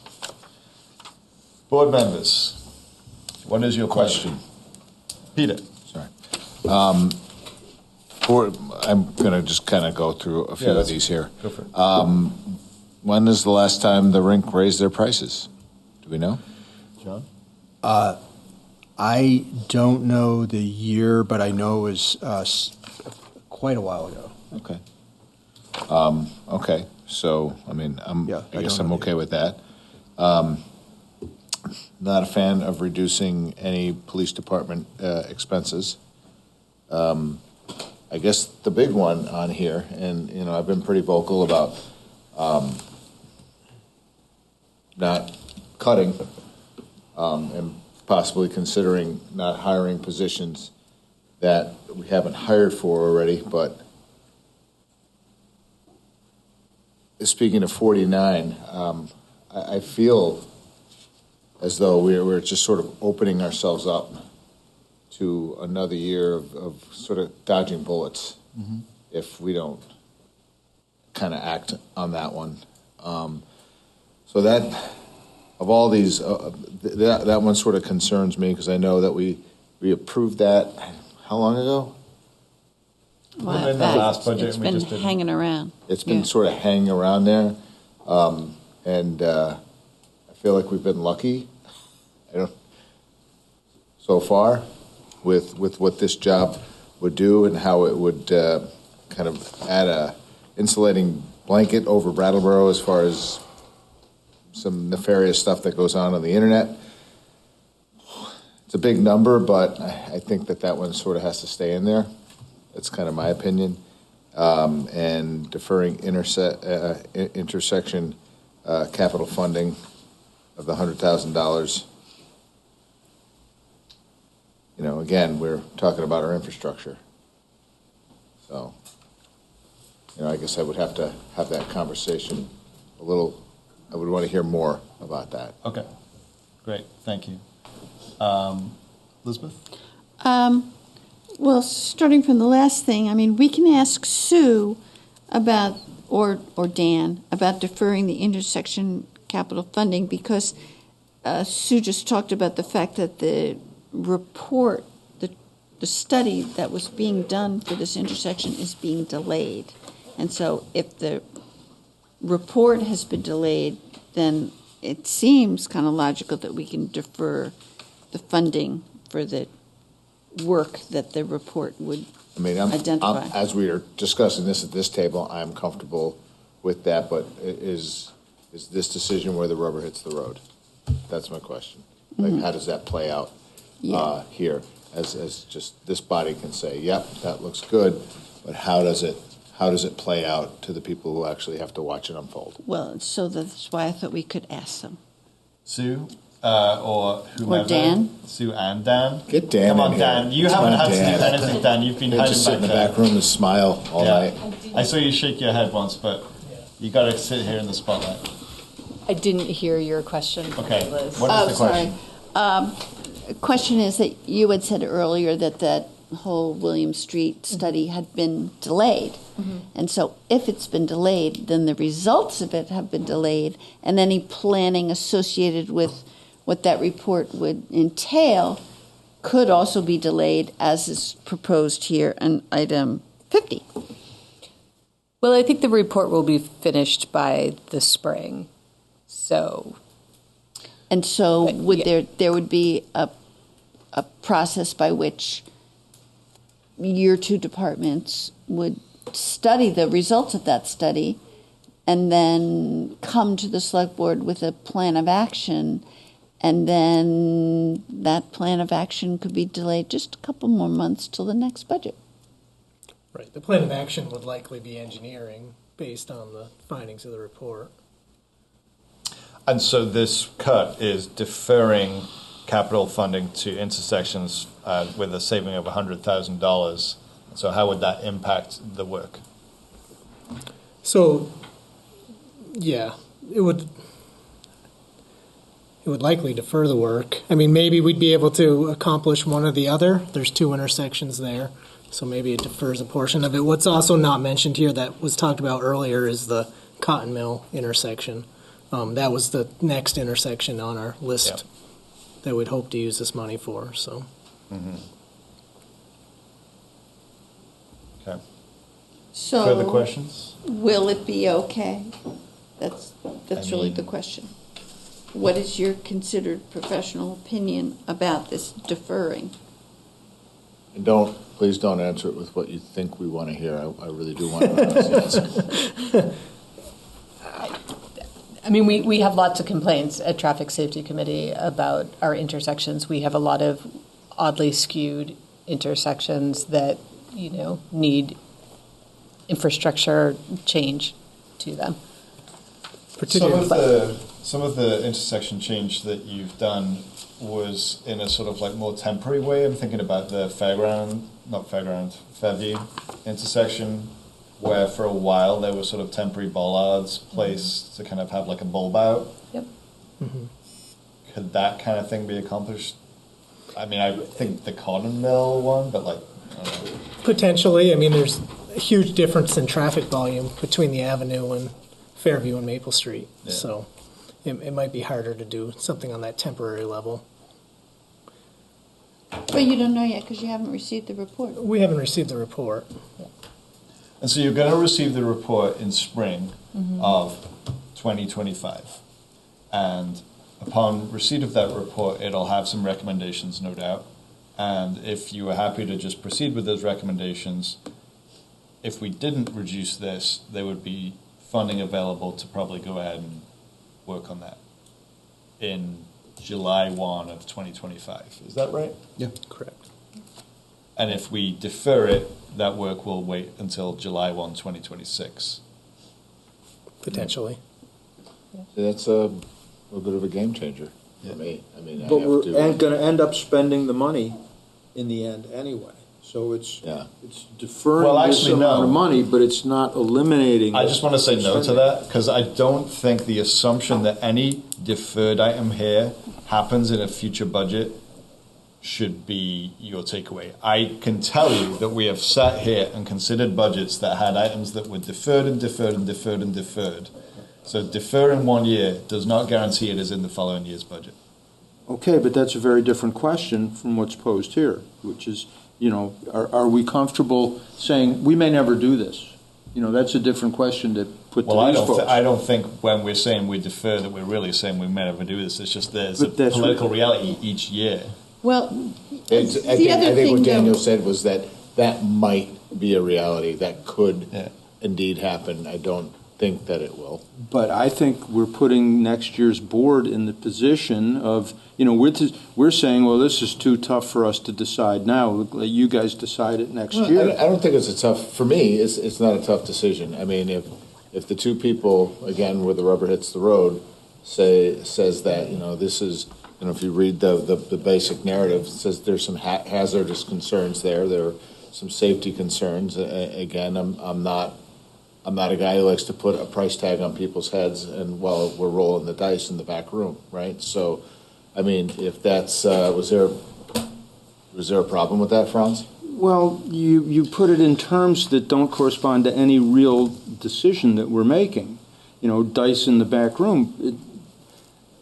To me, what we're doing it's kind here of like a paint in the basement comment, but well, you know, we can. That was yeah, silly. all right. Well, Let's keep it civil. Silly. It's getting late. These are difficult decisions. But what I'm saying is, this really is the type of thing that I've been bringing up several times during this meeting, which is we're putting something off that we're ultimately going to end up spending the money on. Potentially. So it makes us feel better in the short term, but it doesn't really change things in the long term. See, but That's all I'm my saying. line of questioning is to determine wholeheartedly that if I don't want this thing to get pushed off another year, if it needs to be done now. And you're right, we do need to spend the money. These are improvements that probably need to be made to my town. I just wanted to understand if it was something that realistically, and I think what Liz was kind of pointing out was like, is it something that we would just handle a year from now because that's just the way the timeline falls? It doesn't sound like that's the case, though. No. Right. It's not. If I may. Yes, and let's try to not have too much Yeah. back and forth without being recognized. If I put my traffic safety hat on, you know, William Street and Western Avenue is huge in the mind of traffic safety. And, you know, we finally have gotten to the point where this much awaited for report is going to be published. So while we can't say specifically what the results of that are, we can say that this has been a long-awaited need. Yes. And I want to just jump on the end of that because I think it's important to recognize that all of these sort of like difficult intersections weren't just all of a sudden difficult in this last budget cycle. They've been difficult for many years, and so they have stayed in their current condition for many years. And the real question here is, could they do that for another year? So with the information that I've been given here tonight, and thank you for answering those questions, I think we have to leave that in the budget and spend it now. Okay. Richard? Yeah, I don't think cutting this is a good idea. And I have a question. Is there any way to estimate from year to year how much construction costs for a project like this increase? I think we have inflation in there for about 6% on those. It's going to go up. That's right. I mean, it's going to cost more next year if we don't do it now. Absolutely. That's pretty clear. So I think it would be stupid to cut this. I think it would be a bad move. And the other ones, I'm not in favor of cutting the police either. And then the IT coordinator position, it's amazing that the town is able to function without an IT coordinator, from what I can understand. And you could make a case one more year because we haven't had one, but I think Peter made a good point, is that we're living in a very precarious climate in terms of cyber safety. And maybe that one person isn't going to protect us from everything, but at least they'll be more tuned into it than anybody else. Yeah. Thanks, Richard. Any other items here that you want to speak to? No. May I? Go ahead. Actually, I might have questions for you. Just if you could just hang on one more minute. So, following on from Richard's feelings about the IT coordinator hiring, I don't think it's prudent to continue without that position. It's something that we've actually been trying to accomplish for several years now. And I also want to point out that the town's current kind of like IT network is not completely like unmonitored, right? We have a contract with an outside entity that provides some services, correct? Yeah. We would. Can I just go ahead. Clarify? Would we continue to? We would have to continue with that outside agency. Yes, we need right. that. Okay. Yeah, that's kind of essential. But I think I would not like us to cut that position. I don't want to further reduce police department expenses because we're talking really about the uniforms that people are wearing to do their job. And I'm actually like pretty curious about this $8,000 cut for snowstorm cleanup because it seems like the way it's described here sounds a lot more impactful. I'm surprised it only leads to an $8,000 cut. It's $8,000 cut because it's primarily work we do ourselves. So, I mean, it's labor, it's fuel, equipment and maintenance. It's primarily overtime. It's done overnight. How much less cleanup would be done? So right now we remove snow from the downtown area, up Putney Road, up the avenue, and up Canal Street. So it would probably eliminate the class ones, Putney Road, Canal Street, and the avenue, and focus just on the downtown area. So let me make sure I understand. So aren't some of those roads plowed by the state? No. So you tell me which streets. So this isn't plowing. We're going to plow all the streets still. Okay. This is the accumulation of the snow on the sides of the roads that builds up, and people climb over the snowbank to get to the businesses. Okay. So we would remove it downtown, but leave it on the outskirts. Okay, I can live with that.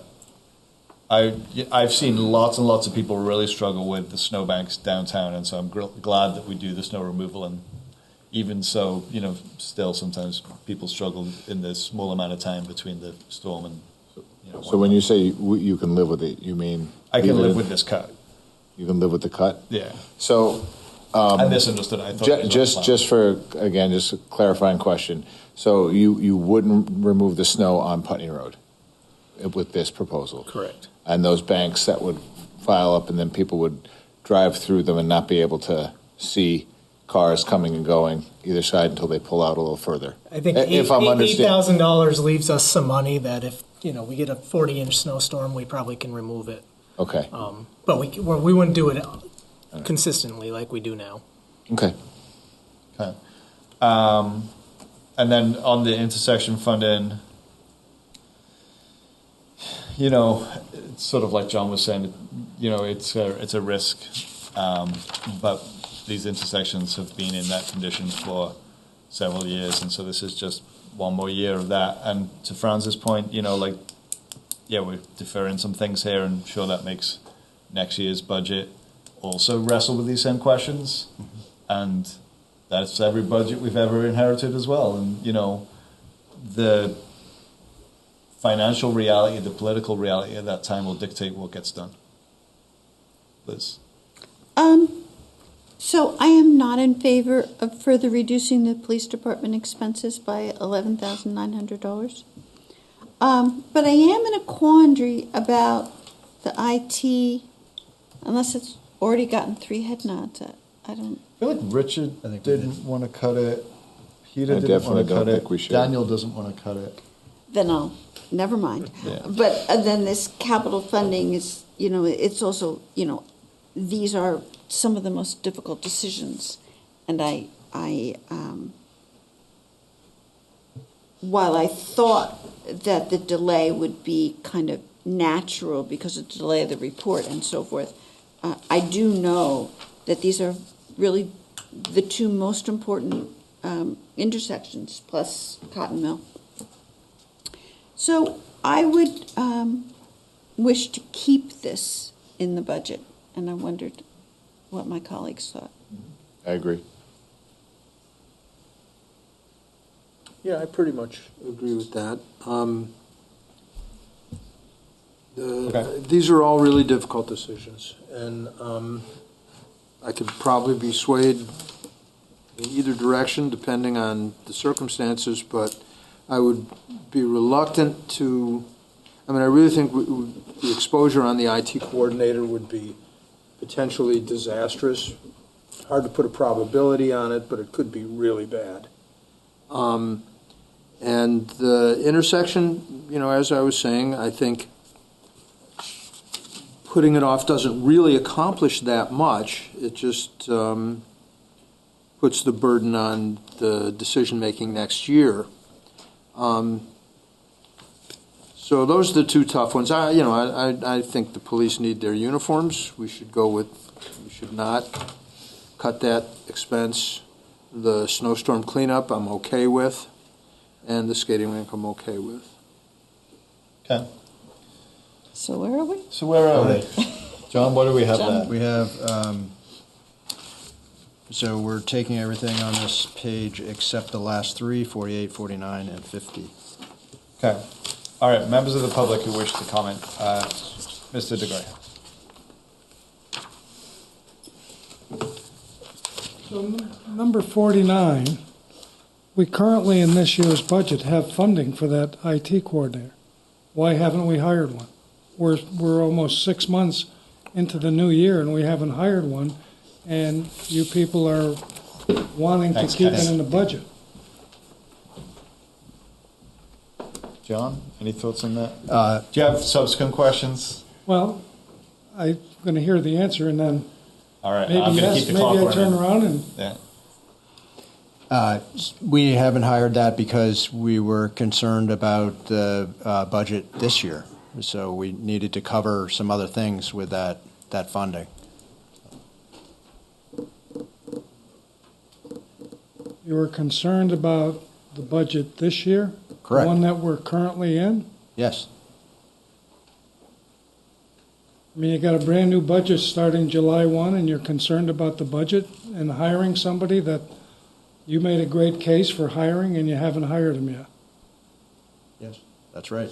And you guys are all going, well, let's keep it in here. A ghost employee. Okay. Other members of the public? Lisa?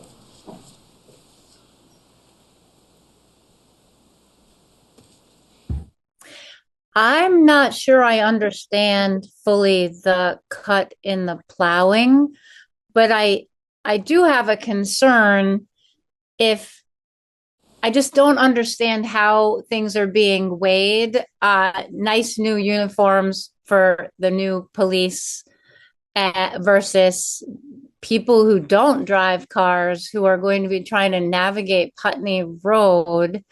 I just didn't hear anyone asking a question about how might this affect different people differently, or disabilities or poverty or anything related to that on that particular line item. And I wonder if there's more information we need about that, or if I misunderstood it. I actually think you and I might have had the same misunderstanding at first, that it's not actually about plowing, it's about cleanup on like the stuff that gets plowed up against the side of the roads. Well, that's what I mean. So if you're someone who actually walks on the road, you would know that if you leave the snow and ice on the side of the road and people are trying to get over that pile, that's not very good for business and not very nice for the people who live out that way, which is probably not a single one of us. Okay, thanks, Lisa. I'm assuming it's Tony, but if not, Millicent. Oh, shoot. Maybe it is Millicent.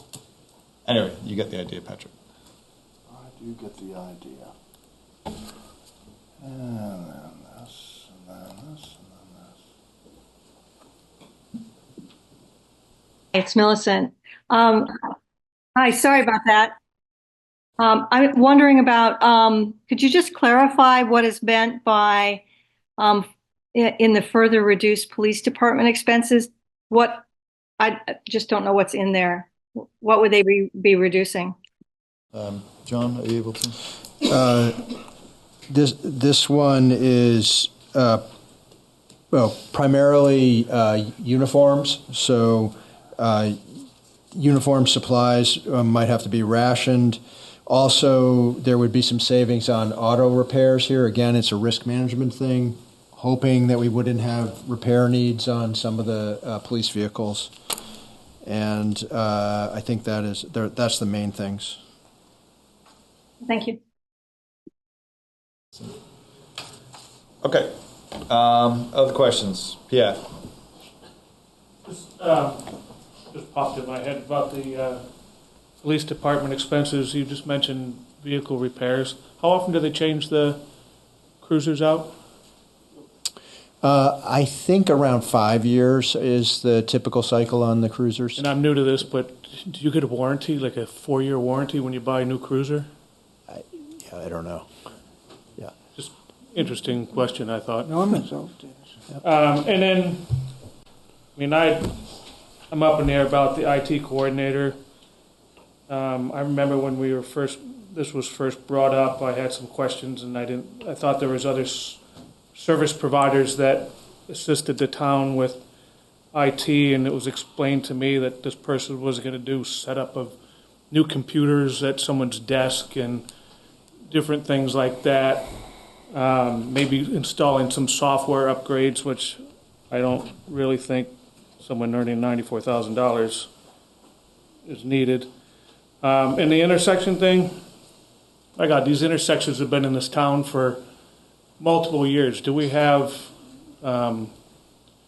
records of accidents at each one of these? Are these excessive intersections with accidents?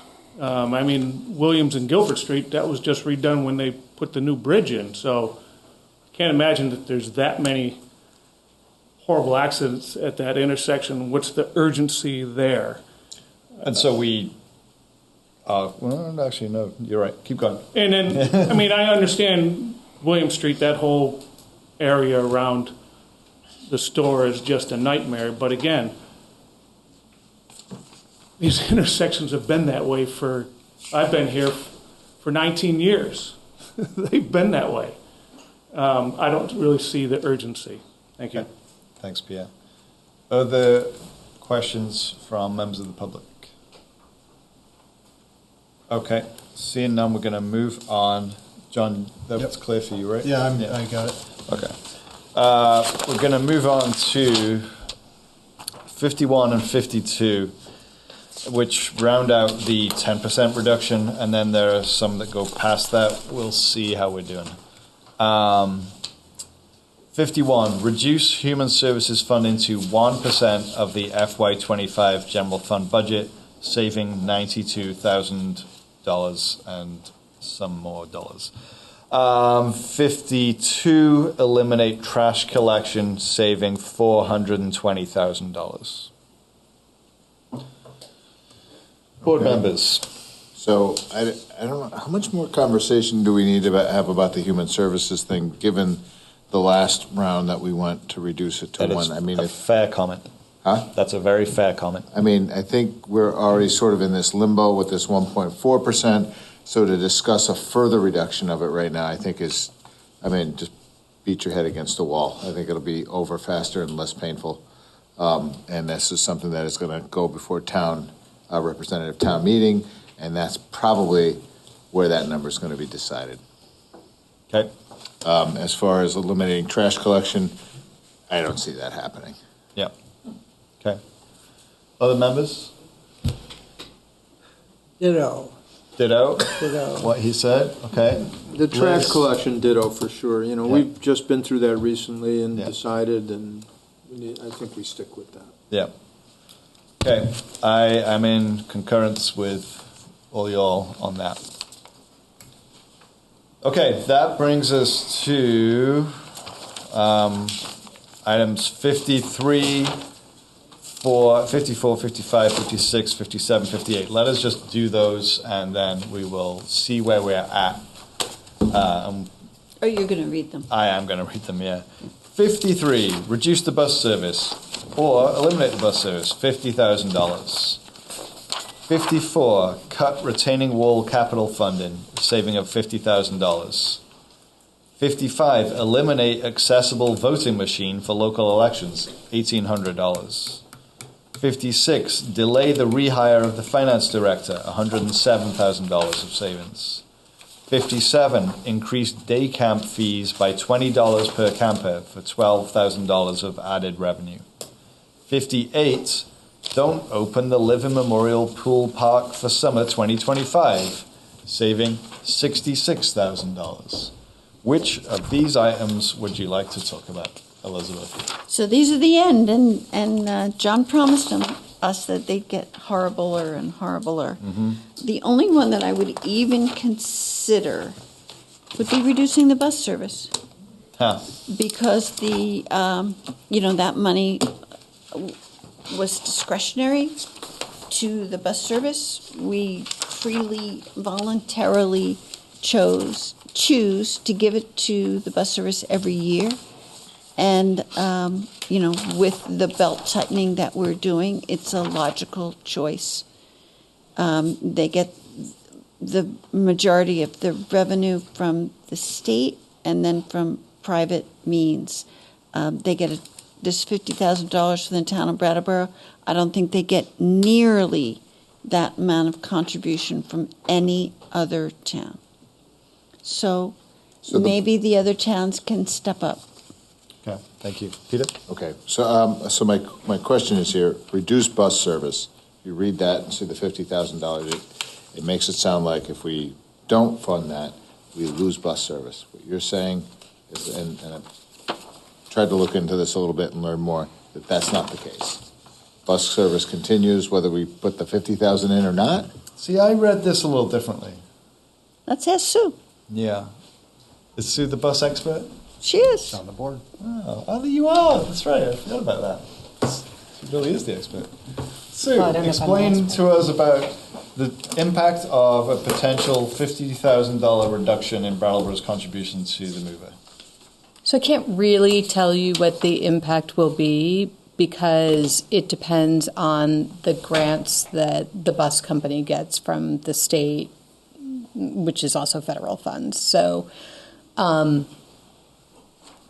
what I do know is the state has given, information that they're probably not going to have the same amount of funding that they've had in the past. So therefore, they're really pushing the towns to, or that the local match be higher than it has been in the past at 20%. And for SCVT, it's not been at 20%. So I asked their director what it would mean, and he can't say because he's not going to know till the state sends their funding or gives notification of their funding, and then, but there would most likely be service reductions. As to the town's contribution, it's been 50% or 50,000, since the bus line was taken over by CRT, which then became the mover. And at the time that VTrans signed off on that, they wanted to make sure that the town was continuing to make the 50,000. We do have a lot of routes here that they took over. So before that, the town got the state funding, and that was our local match to that. Okay, thank you. Questions for Sue about the buses? So, I'm sorry. Yeah, go ahead. Okay. I think that the bus service in this town serves a lot of people. I think a lot of people rely on it. So if cutting $50,000 is going to impact that, which I'm still not clear on, I think it's got to stay in the budget. But if you're saying the $50,000 is really just sort of our kind of contribution to feel good about the buses, then I kind of agree with Liz, and we should kind of lean on our fellow towns to sort of help with this. So I can recount the times when Randy from the Mover has come here and we've asked about expanding the service. And Randy's answer to expanding the service is always, yes, if there was more money, you will expand the service. And I'm assuming that the opposite is also true, that a $50,000 reduction from the town of Brattleboro will lead to a reduction in service for the town of Brattleboro. Does that sound accurate to you, Sue? I can't really answer the question. Yeah. I can't, but I think Randy is supposed to be coming to one of your meetings in January.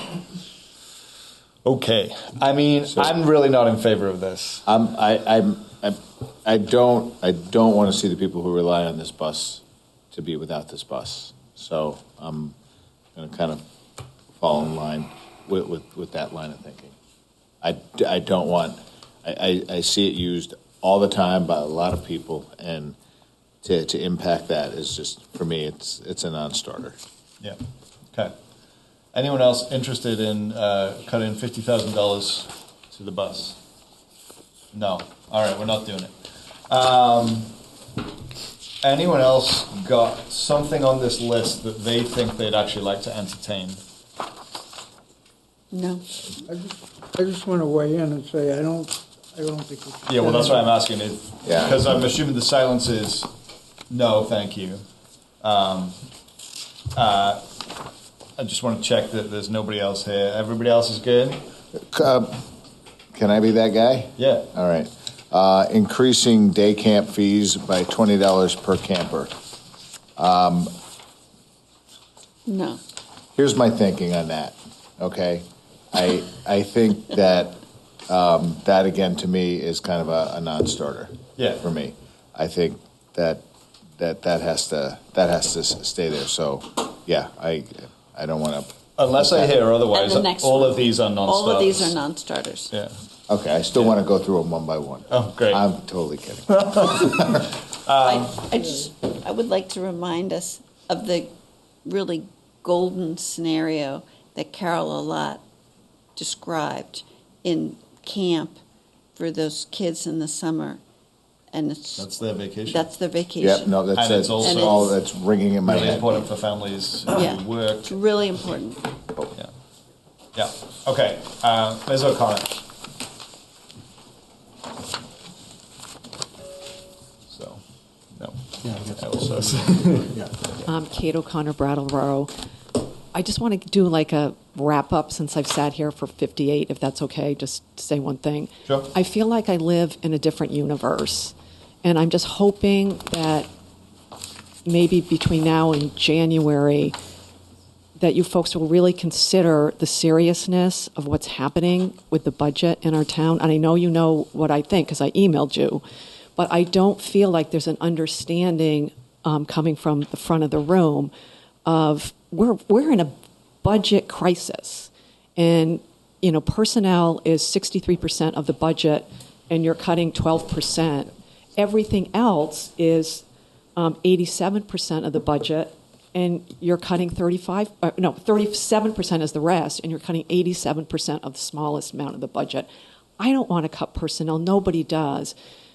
But next year, FY27 is going to be horrendous if you folks don't really see the financial situation that we are in. So I just have to say that I can't leave 2024 without, saying it, because I feel like it's left unsaid. And I've sat here, listened to 58 things, and there just doesn't seem to be this understanding about really how bad things are now and how bad things are to come. So I really hope between now and January you'll really, really think about it, because it's not fair to the individual taxpayers, and it's not fair to anybody who lives in this town who is going to see things get worse and worse and worse. And whoever is here next year, strap in, because you're going to be sitting here making even worse cuts than you're grappling with here. So I just can't leave 2024 without saying that. No, and I want to just push back and say it will be really bad for the taxpayers when they don't have emergency service staff available to respond to their calls, and when their services are reduced in important, But I am not saying, Kate again, I am not talking about emergency services. So I'm not saying So can slash you and name burn. which departments you'd like us to cut staff from then? I can name things right now, but I don't want to do it here. I'll write you. Writers. Because I'm just, and it's not emergency services. You can do stuff without cutting emergency services, without cutting the police. Well, they're, you can do it if you have the will and the thought and be really thoughtful about it. Because and I'm only saying this, I'm saying this as a taxpayer who doesn't like doing any of this stuff. But we are on like this path of going over a financial cliff. And it's going to be a heck of a lot worse if we don't get it straightened out. And I know nobody believes me because everybody's rolling their eyes. But I just want you guys you people to really, really, really think about it, because it's only going to get worse if you don't deal with it now. And again, I'm not talking about cutting ambulance services.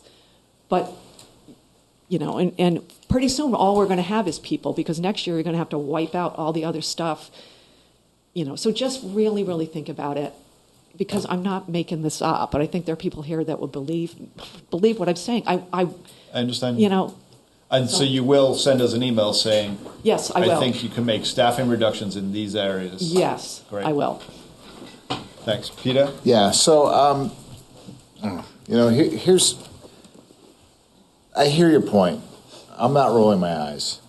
I'm not. I promise you, I'm not. I hear what you're saying. We had a former select board member stand at the microphone once and say that he was on a board when they cut 10 jobs. If I could be so bold, I think that's part of the problem why we are here having these conversations today. Because things need to happen in a proactive manner and a less reactive manner.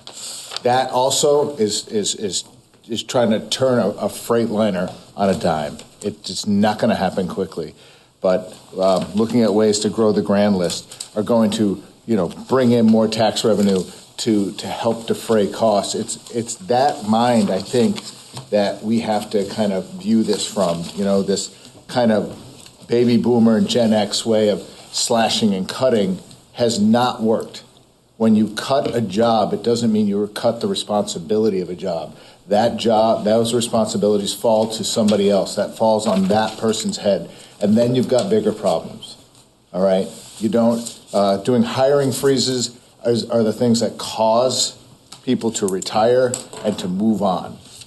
Cutting people and increasing their responsibility. And we know with that responsibility, if this conversation falls in line, we are not going to be able to talk about, increase in pay and responsibility. And then even if we could, it's probably not going to be enough.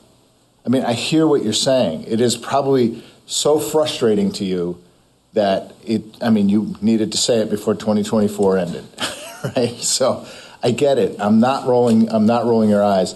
I'm also not willing to consider cutting staff. Okay, thanks, Peter. So we kind of reached the end of our list. It is 10:15. We have had interpreters working all night long. Thank you so much. I'm inclined at this point to try and wrap this meeting up. Oh, not me. Okay. John, is there anything that you want to say about what we just did here? I know you were keeping track. First of all, thank you all. I know this is really hard work and good conversations and good questions that you asked. You were able to cut the base budget by close to right around $2 million, which is a reduction in the tax rate by $162. So you're bringing it down from $1,772 per 100,000, and you're reducing that by $162, which would bring it to approximately somewhere in the neighborhood of $1,630 or something like that per 100,000. So that gets you in the territory of being about 12% lower than Keene and maybe 9% lower than Greenfield this fiscal year. So people who move to those communities are paying higher taxes than we would be here with your reductions that you did tonight. So okay. And so what's the percentage increase? So it'll be around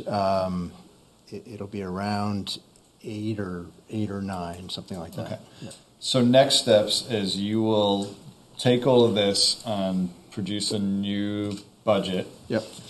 Which will then come back to us for further consideration, further advocacy, maybe at that time for doing something different. It'll give the community a chance to absorb what the implications are of these cuts and further feedback from the community one way or another.